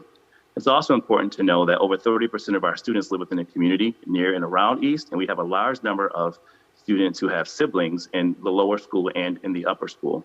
So a solution that I was looking into that would be somewhat cost neutral would be to have all the kids take one bus. So there's one bus coming to East for all kids per day.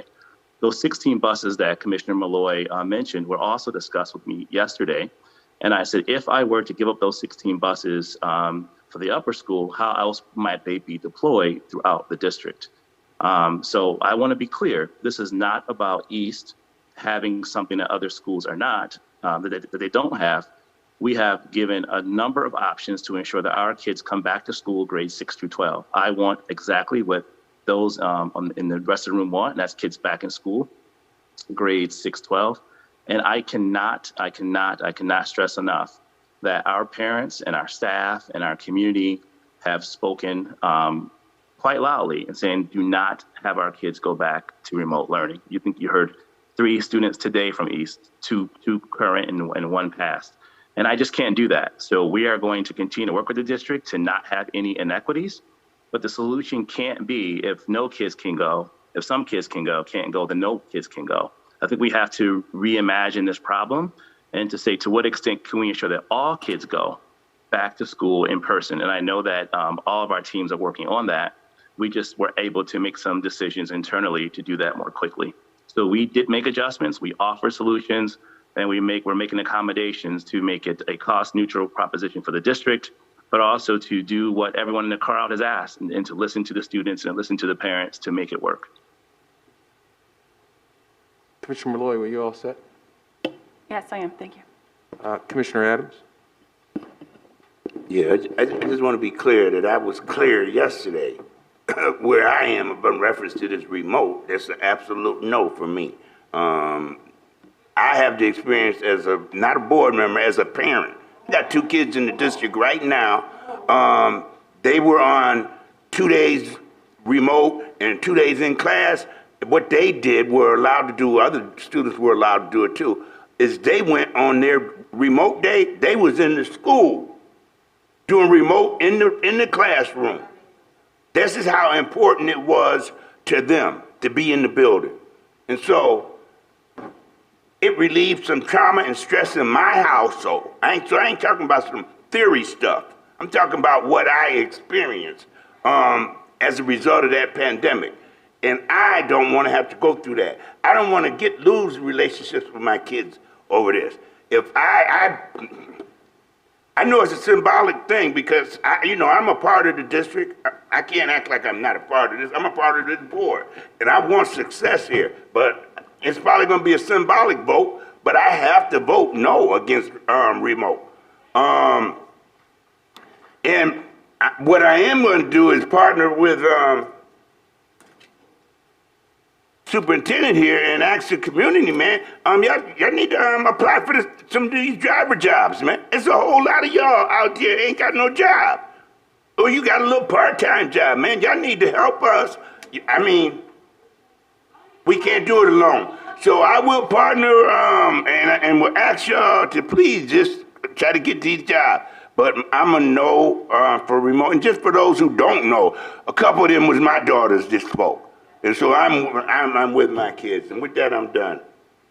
Thank you, Commissioner Adams. Commissioner LeBron? A couple of things. I'm really frustrated personally. I think people know that by now. And I feel very emotional hearing from folks like Sarah. Girl, I'm emotional. My child is here today as well in this meeting. And my child has also advocated to me as a mom in the district not to allow elementary students to go remote. But I also have heard from a number of family members who have asked me to advocate for remote for elementary. And I think it goes back to parents having a choice. And so at this time, I'm not supporting remote.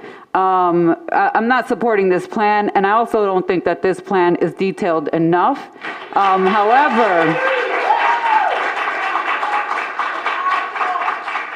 and I will say, like yesterday, I was like, yeah, if you present a plan that's detailed and it makes sense.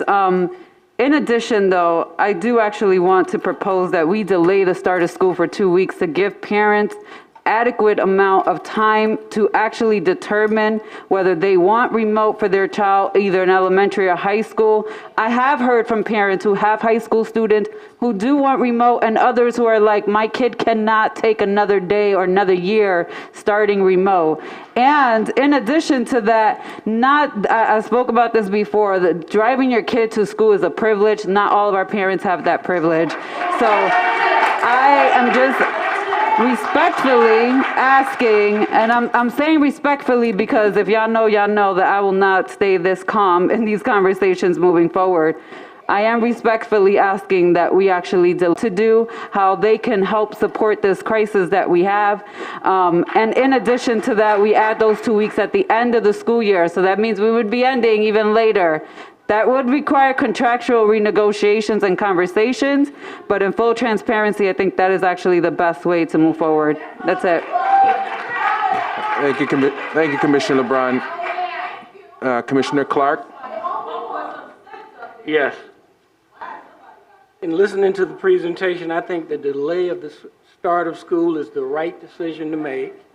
And also, as was indicated, this is a national and a community-wide problem, issue. So we need to get others in the community involved. We need to get the Regional Transit Authority, Medical Motor Services, YMCA, United Way, and their supported agencies to see what can they do to assist us in getting this transportation issue fixed, at least on the short term. Because they are parts of this community, their goals are consistent with ours, and they should be sitting at the table with us, helping us resolve this issue. Also, in listening, I received numerous emails from parents and in listening to the students today. And one of the priorities that just seems to bubble to the top, that if we must go remote, then the remote should be in grades 1 through 8 and not 9 through 12, because we need to be fully immersed in the classroom and to graduate and be prepared for college and beyond. Thank you. Thank you, Commissioner Clark. Yes, very briefly, please. I just want to point out to my colleagues here and to the community and those listening that the conversations around the U of R are not at the preview. For East High School, the decision maker is not this superintendent, but that Sean Nelms is a superintendent that reports to this board as well. So I just want to put that out there because I do not want any confusions around that piece in particularly, but that I thank you, Commissioner Clark. I hope that that is the direction that we go. Thank you. Just a couple quick remarks. I want to begin by saying what is most important. I don't think there's a person in this room who believes that remote is the best way to educate kids. It's not.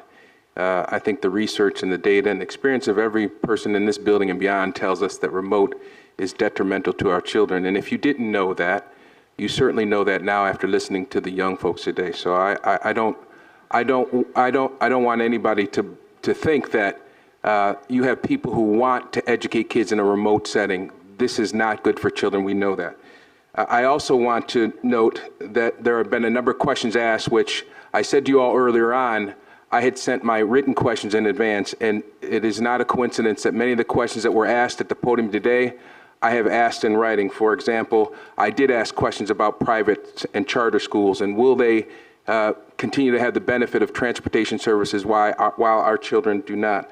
I did ask about whether CARES Act money can be used to provide to incentivize bus drivers to get back to the workplace. We do also have, I think we are competing too with the national policy that has people maybe thinking they don't want to work now because there is some unemployment coming. So we have to hope and pray that that comes to an end.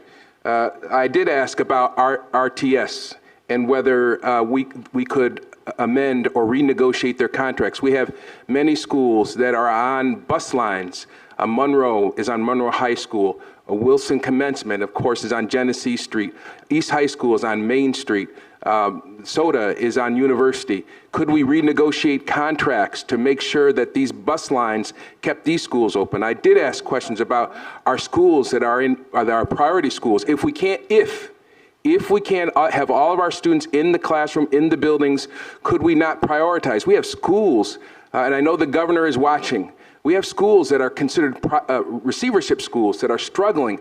If, in fact, we have to make the Sophie's choice, the difficult choice of having some students in the classroom and some not, it certainly should not be our schools that are struggling. And so I hope the governor is listening, and I hope she's considering what she can do as a partner in this effort, because we have to think wisely about what's going to happen to our children if they continue to have to be in the remote setting.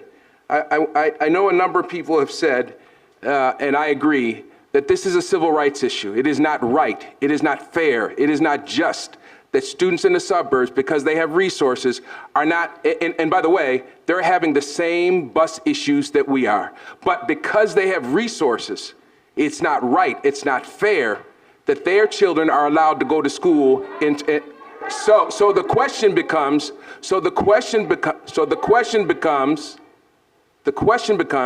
how do we as a community, and that's not just people in this room, that is the governor, that is the county, that is the city, that is RGRTA, how do we as a community mobilize so that we get what we know our children need?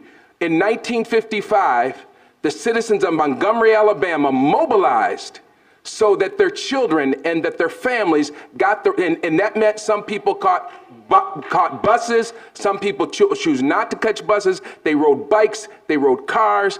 The question is, someone asked earlier on, do we have the will, not just parents, but as government agencies, as philanthropic organizations, not-for-profits, do we have the will to do what is necessary to get our children in the classroom? And I'm saying if they could do it in 55, we can do it today. The question is, as the person said earlier on, do we have the will? Can we be creative? And that question is not going to be resolved by us pontificating and pointing fingers. It is going to only happen if we join hands and say, collectively, we believe that it is the right of every citizen to be in the classroom. And that statement has to not only be made by people in this room, but by the governor, by the county executive, by every philanthropic organization. And when that happens,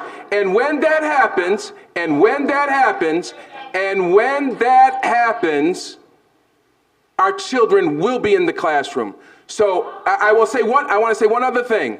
When I came into this room, I was speaking to people downstairs, and I said to them when I came upstairs, this meeting for me will not end until every comment, whether it's a criticism or a compliment, is answered and addressed. I remain committed to that.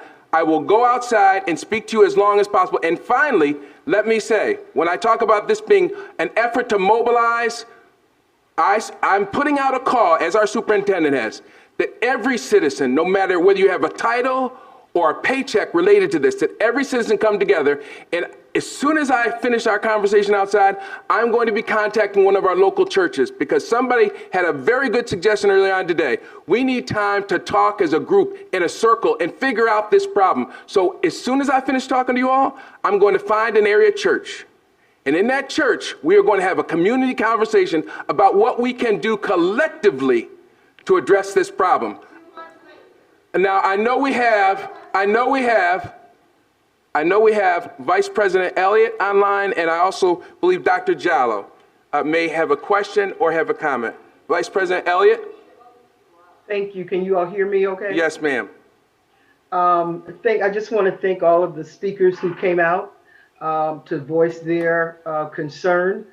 And I also want to thank my colleagues for their comments and input. I'd also like to thank the superintendent. This is a difficult situation, and it was not a situation that was of our own will. We have bus drivers who are deciding that they want to retire. There are some issues around COVID. And so we have this kind of scenario where people are putting their lives and their families' lives first. And we can't blame them for that. We can't fault them for wanting to take care of themselves and to be in a position of self-preservation.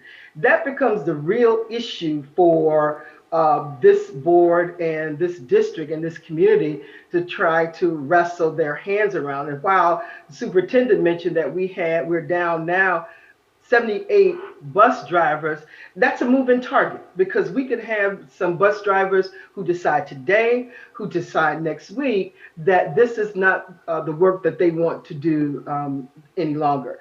So the question becomes, what do we do in order to try to accommodate the students who want to be in class? Right now, that seems to be an issue. And I don't think that we can resolve that issue right now. I really am in favor of, depending on the number of bus drivers we have, I think we do have to look at some form of remote learning. I understand what the high school students were saying. My position when I first began to have this kind of conversation is to have the high school students learn remotely, because I think it was more important for our young students to be in class versus our older students, because our older students could handle it better. That was my position on that. And I do understand some of the concerns that our students are voicing. I really do. But we've got an environment on a local, state, and national level where we're all trying to figure this out. I would ask that we all try to do this collectively and not point fingers. You may feel a certain way about how the board is addressing this or how the district is addressing this, but we really should not be expending that energy. We've got to expend the energy on how do we make sure that everybody is accommodated, that everybody's either in class, that everybody is, or that if we decide to go remote for some of our students, and there are some families that prefer the remote learning environment. And so if we decide to do that, how do we do that so everybody win as best as possible? Everybody is not going to win the way in which they desire to win. It's just not the environment. It's just not the world in which we live in today. Having said that, how do we try to make the best out of this situation? And so that's what I'm interested in. I'm interested in listening more about this conversation. However, these conversations are going to have to happen quickly. We are experiencing this particular situation now around bus drivers, but what else may happen? There's a whole issue in our nation around the food supply, right? So what happens with that? So there's so many things that we're going to have to keep our minds open about, and as opposed to trying to expend energy negatively on these things, let's use that energy to allow God to bring us the right solution to these situations, given the challenge that we're facing. We've got all these fires going on in one part of the country, flooding going on in another part of the country. There's a lot of things going on. Do not expend your energy on trying on the negative piece of this, but how do we all as a nation, as a state, as a country, as a city, as a community, work on these problems together? Thank you, President White. Thank you, Vice President Elliott. Dr. Jallo, did you have any comments? Yes, I do. Thank you. Sure. Good afternoon, everyone. And I too want to thank the students and the staff members and the parents that spoke. It was really very telling as to how this impacts everybody in the community. I only ask one thing. I hear, we talked a little bit about RTS and we talked about other factors that are influencing this challenge. However, I would be remiss if I didn't say that the district needs to take some responsibility for what's going on. And I think let me underscore some. And I say that in that whatever plan becomes the final plan for this challenge, that we look at areas. If you look at the plan, I talk about protocols, policies, and practices that add more busing than perhaps you need. There are students taking buses that may not be qualified for those buses. So all I'm asking is that as the district takes responsibility, you also clean your own house, and that you look at places where buses are being used that may not need to be used. Children are being afforded transportation that are not qualified to get transportation, and look at that and make that part and parcel of your plan. My second part to my comment is, as a single parent, or my children are older now, I'm sitting here wondering, listening to today's festivities, I'll call it that, what do I do on Wednesday morning? What are my expectations? Should I look for a bus, not look for a bus? Will it be the same time? So I would be a little anxious as to how, as a parent, do I react or respond to prepare myself and my family for Wednesday morning, the first day of school. Those are my comments. Thank you. Thank you, Dr. Jallo. This meeting will come to a close, but obviously, as I indicated, the conversation will continue. Dr. Jallo makes an excellent point. It's where do we go from here? What can parents expect? And my thought is that what would happen for those watching is that our superintendent will take into account everything that has been said this afternoon by board members and by members of this community, and then communicate, at least so that people have an understanding as to what's going to happen next week. Because the plan may, in fact, change, and it may, in fact, result in the district doing something different over the next month or two. But as Dr. Jallo, and I'm sure other people feel like, what can parents expect for next week? So to my colleagues and to those in attendance and those watching, I think what you should expect is somehow, my expectation is that somehow the superintendent will communicate with citizens of this community, most importantly the parents, and tell them what to expect next week. She has to manage the district, and she is a day-to-day operational person. She will provide that. The long-term solution, which I'm not talking about next year, I'm talking about this year. The long-term solution is going to have to be fleshed out probably after that phone call today. But I want to say to Dr. Jallo's question and to every parent who is asking that natural question, expect a phone call from the superintendent today, expecting what will happen next week. And before she does that, to my colleagues, she will certainly communicate to every board member here, make sure that you're accessible and available.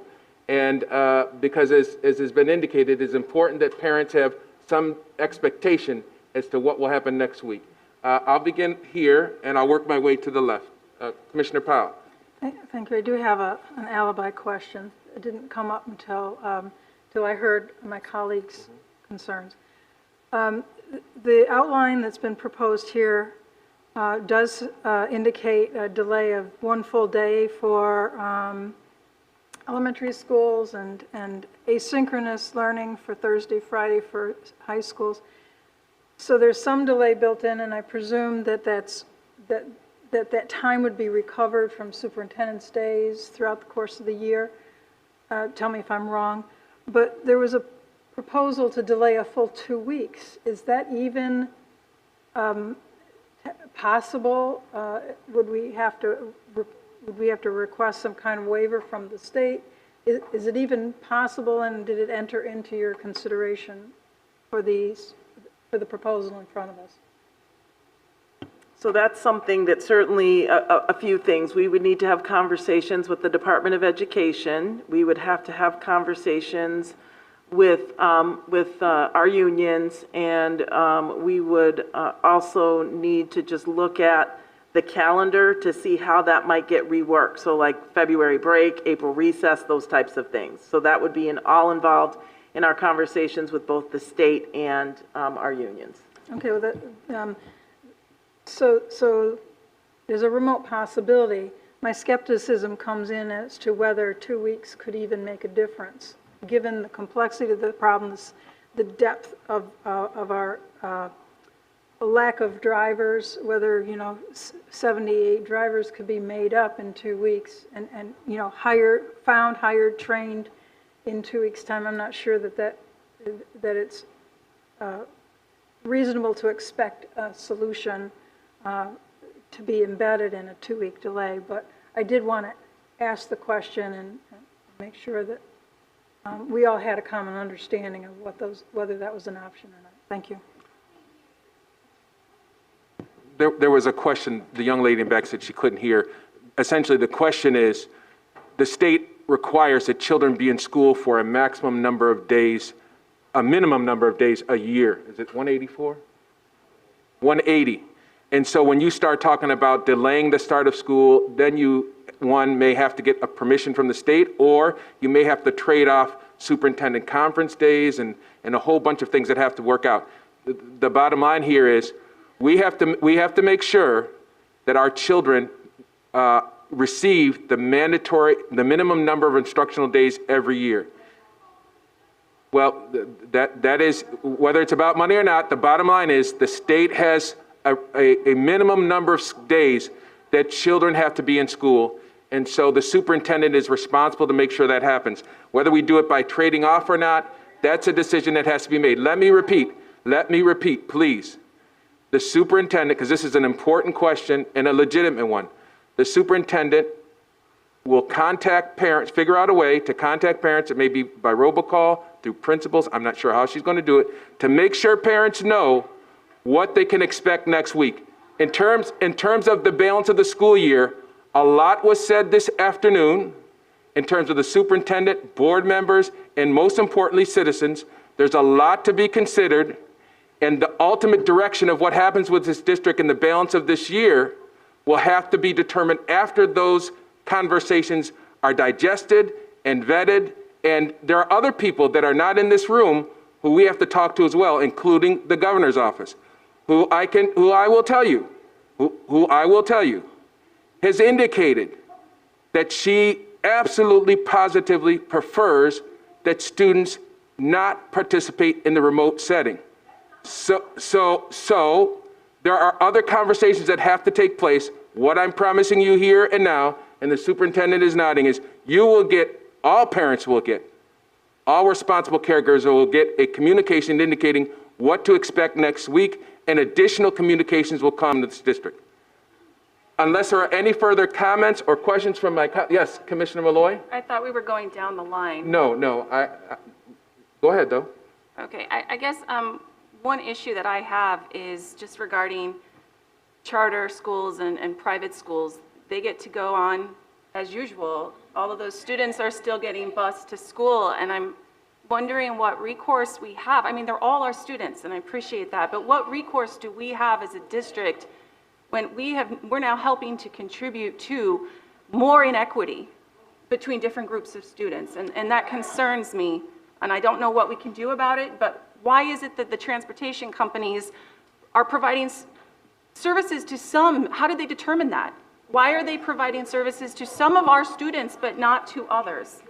And I don't know how we fix that, but I think that's something that we need to take up with those companies, because I know that some of our suburban partners are suffering as well, but they contract with the same bus companies that we contract with. So why is it, or how is it, that certain districts, especially more affluent ones, ended up with transportation with the available drivers, and yet we don't have those drivers? And then even within our own district, the charter schools and private school students are guaranteed that still. What recourse do we have? Commissioner Malloy, let me just say, for everybody's benefit, I asked that question earlier, and it has not been answered officially by the administration, but someone did say to me, and if someone wants to respond to it now, it is not necessarily so that they will get transportation services. And in fact, somebody from, please, ladies and gentlemen, somebody remarked that they were upset that they weren't getting transportation services. So,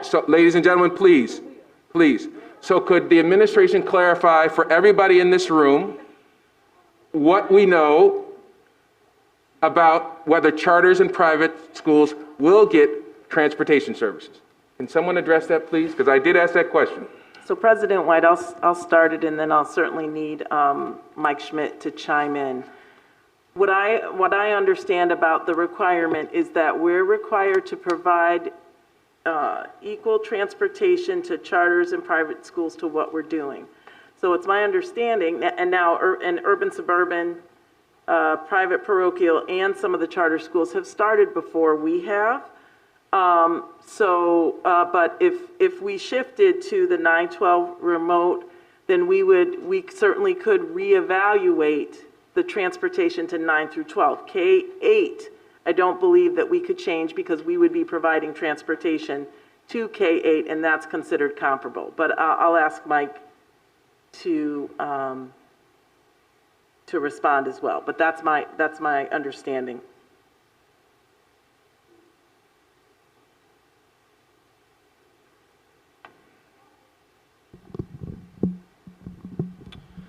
You're right, correct. Superintendent, that's... I don't think your mic. No. Give him another mic.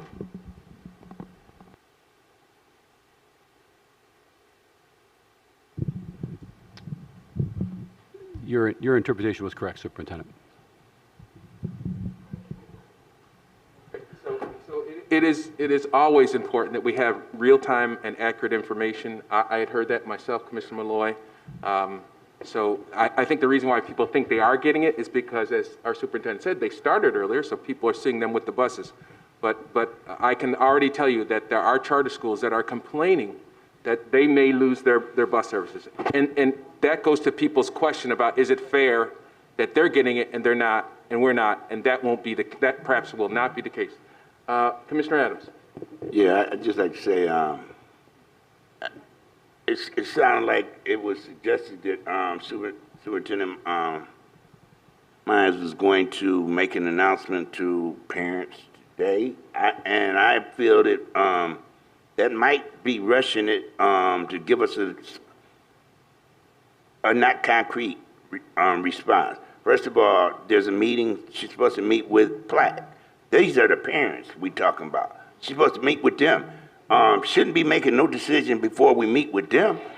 I'm just, and so let's don't have them as a check the box off. Let's wait. They may have the solution. Let's wait. And so I say that to say I don't want to see the superintendent under pressure to come up with a robocall of me today when she needs to meet with them. I'd rather see her try to maybe do that, give her a little more time and give it to tomorrow morning, man, and then let her hear out what Platt got to say. That's in my opinion. That's all I wanted to say. Commissioner Adams, I certainly don't have an objection to that. I was merely trying to respond to, I think, the legitimate concern that parents need to prepare. And if that call has to come if that call has to come tomorrow, it can come tomorrow. The only point I think Dr. Jallo and other people are concerned about is that parents have to make plans. If it means a call comes Saturday or Sunday, the superintendent can exercise her best judgment.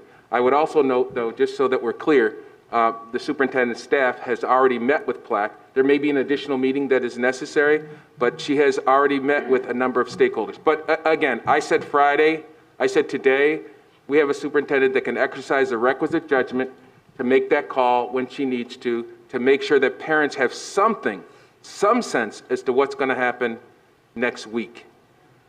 Since the impression was I'm moving down this way, Commissioner LeBron?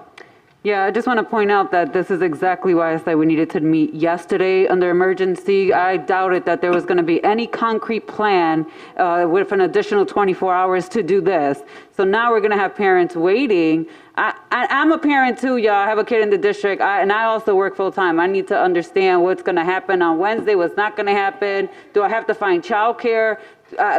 There's a lot going on. And I say that from a point of privilege because I can work from home and I have a job that allows me to do that and have that flexibility. That is not the case for the majority of our parents. So this is, again, why I said we needed to meet yesterday, not to be doing this today. And then I just want to also say, when I suggested the start date delay, I also said that it would also mean delaying the end of the school year. I'm fully aware that we have a number of days that we're obligated to have kids in school. I am sure that the state is watching and our governor as well, with the full understanding that this was a crisis that could have been, to some degree, avoided and preventable. So I'm not buying that we couldn't have avoided this. And finally, what I will say is that there is no reason why that the start date delay is still a better option than telling parents to potentially change their kid's school right now to a school that's in their area and bringing up the managed choice policy. That was bogus. That's all. Commissioner Clark? I concur that that we need to have a start delay, even if we start with only 3 days. Say, okay, we're going to get through next week. It gives the superintendent and her team time to plan. It gives us time to meet with the community, get their input, and start making the revisions. I say we start with at least 3 days, and then if we need additional days, we tack that on the back end. Thank you, Commissioner Clark. Again, just so that people understand what's going forward, the superintendent will make a call sooner than later. My expectation is Friday or Saturday, or if necessary on Sunday, after she continues to talk to affected parties. And she will notify parents what to expect. She's heard the comment of the board. She has access to every board member and will continue to talk to important stakeholders. A more detailed plan, I do want to say, I do appreciate the superintendent taking the time, and her staff, taking the time to devise a presentation that could give this conversation some organized methodology. And that time that she took to today to prepare that presentation, I think was valuable, because if no other reason, it gave the citizens who took the time to come today something to feed off from. Everybody knows this is a crisis. Everybody knows that we must mobilize. The question becomes, how do we begin to mobilize? And the superintendent staff presented a proposal to have that conversation. So we appreciate the time that she took to do that. If there is nothing further. There is. I just want to point out that we would have to vote on an actual calendar change. Sorry, Commissioner, Vice President Elliott. I understand that, but when will we vote on that if the decision is made to delay the start of school? I understand that. Commissioner, I understand that there's a question on the floor related to when we would approve. No decision has been made just yet by the superintendent. Do you anticipate having an actual start date of next week? Right now, I'm taking in everything that the board has shared, what our community has shared, and I really just need some more time. So I would ask that we have, respectfully, President White and commissioners, that if we ask Calia to poll board members to see when they would be available, if we need to have a weekend meeting or a Monday meeting, that way we can come back and then make that determination. But to say it's going to be 1 day, 2 days, a week, 2 weeks really is, I can't do that at this point. But if we could just poll and see individuals' availability where we could have, the majority of board commissioners coming, that would make sense to me. I think if the answer had been, I'll get to you in a second, Vice President Elliott. I think if the answer had been in response to her presentation, that makes sense to us. We would have voted today. But obviously, given the comments of citizens and board members, there's no consensus on how to proceed. The superintendent, once again, understandably needs time to deliberate. Once she does that and comes up with a plan or an approach that has a specific date, the board will vote on adjusting the calendar. And as has been indicated, the clerk will poll us and figure out when we're available for that meeting. Vice President Elliott?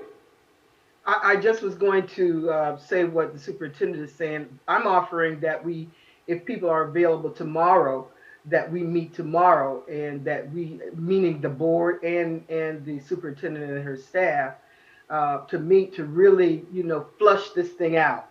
And if we have to do it all day, that we do it all day. I don't know others' availability, but I think it's something that the board and the staff, superintendent and her staff, have to work on. I do think that the board has to be intricately involved in understanding these processes, and particularly if it's something that we're going to be voting on. So, I'm offering if people are available tomorrow that we come together tomorrow. And that works, that may work very well. I do want the public to know the meeting that we have tomorrow, if it happens tomorrow, will be in public open session. But I want to give folks an advance notice. Some of these things that we will have to talk about in terms of our options may involve contract negotiations with unions and with please, will involve contract discussions with transportation providers, collective bargaining units, and you may see, if you decide to tune in tomorrow or come here tomorrow, whenever we have that meeting, you may see us having to go into executive session to discuss these things that we're not allowed to discuss publicly. Because obviously, as you all can hear, the solution to this problem really involves the broader community. And part of that broader community are vendors that negotiate contracts. So I just want to give you all a heads up that at the next meeting that we have to discuss this, we may have to have an offline discussion, not that we're not trying to be transparent, but that the law requires when we have those kind of conversations to pull in other community members, that those conversations take place in what we call executive session. Is there anything further? I just wanted to add, President White, if I may. First and foremost, I do want to thank all those who came out this afternoon, and I listened very intently to what you had to say, and I certainly appreciate the passion and the commitment that was involved in your advocacy. And I really do take that to heart, and I hope that comes across certainly very genuine. Our team, when we came to proposing this decision, it was a heartbreaking decision. As a former school counselor, I know the trauma in this district, working with our scholars when I was in that role, is very, very difficult. So I certainly, and we don't take that lightly. We are committed to working this through. We have some outside additional supports. And again, I appreciate the ability to have this meeting. Additionally, I do think it's important to hear from scholars, so we'll work with our principals and our chiefs to get some feedback from them and to uplift student voice, because that is indeed very important. Time was of the essence, and so that made that difficult. But we did meet with some of the executive officers from PLAC. We met with our principals. We met again with board and small groups. But we really do need to hear from our students as well, and I feel that's critical. But I want to reiterate my thanks and my appreciation for all those who came out on very short notice to express their concerns and to passionately articulate that to the Board of Education and myself. I thank you. With that final comment, I need a motion to adjourn. Motion. It's been moved by Commissioner LeBron, seconded by Commissioner Malloy. All those in favor of adjourning indicate by saying aye. Aye. Madam Clerk, can you just record that vote rather than digitally record it?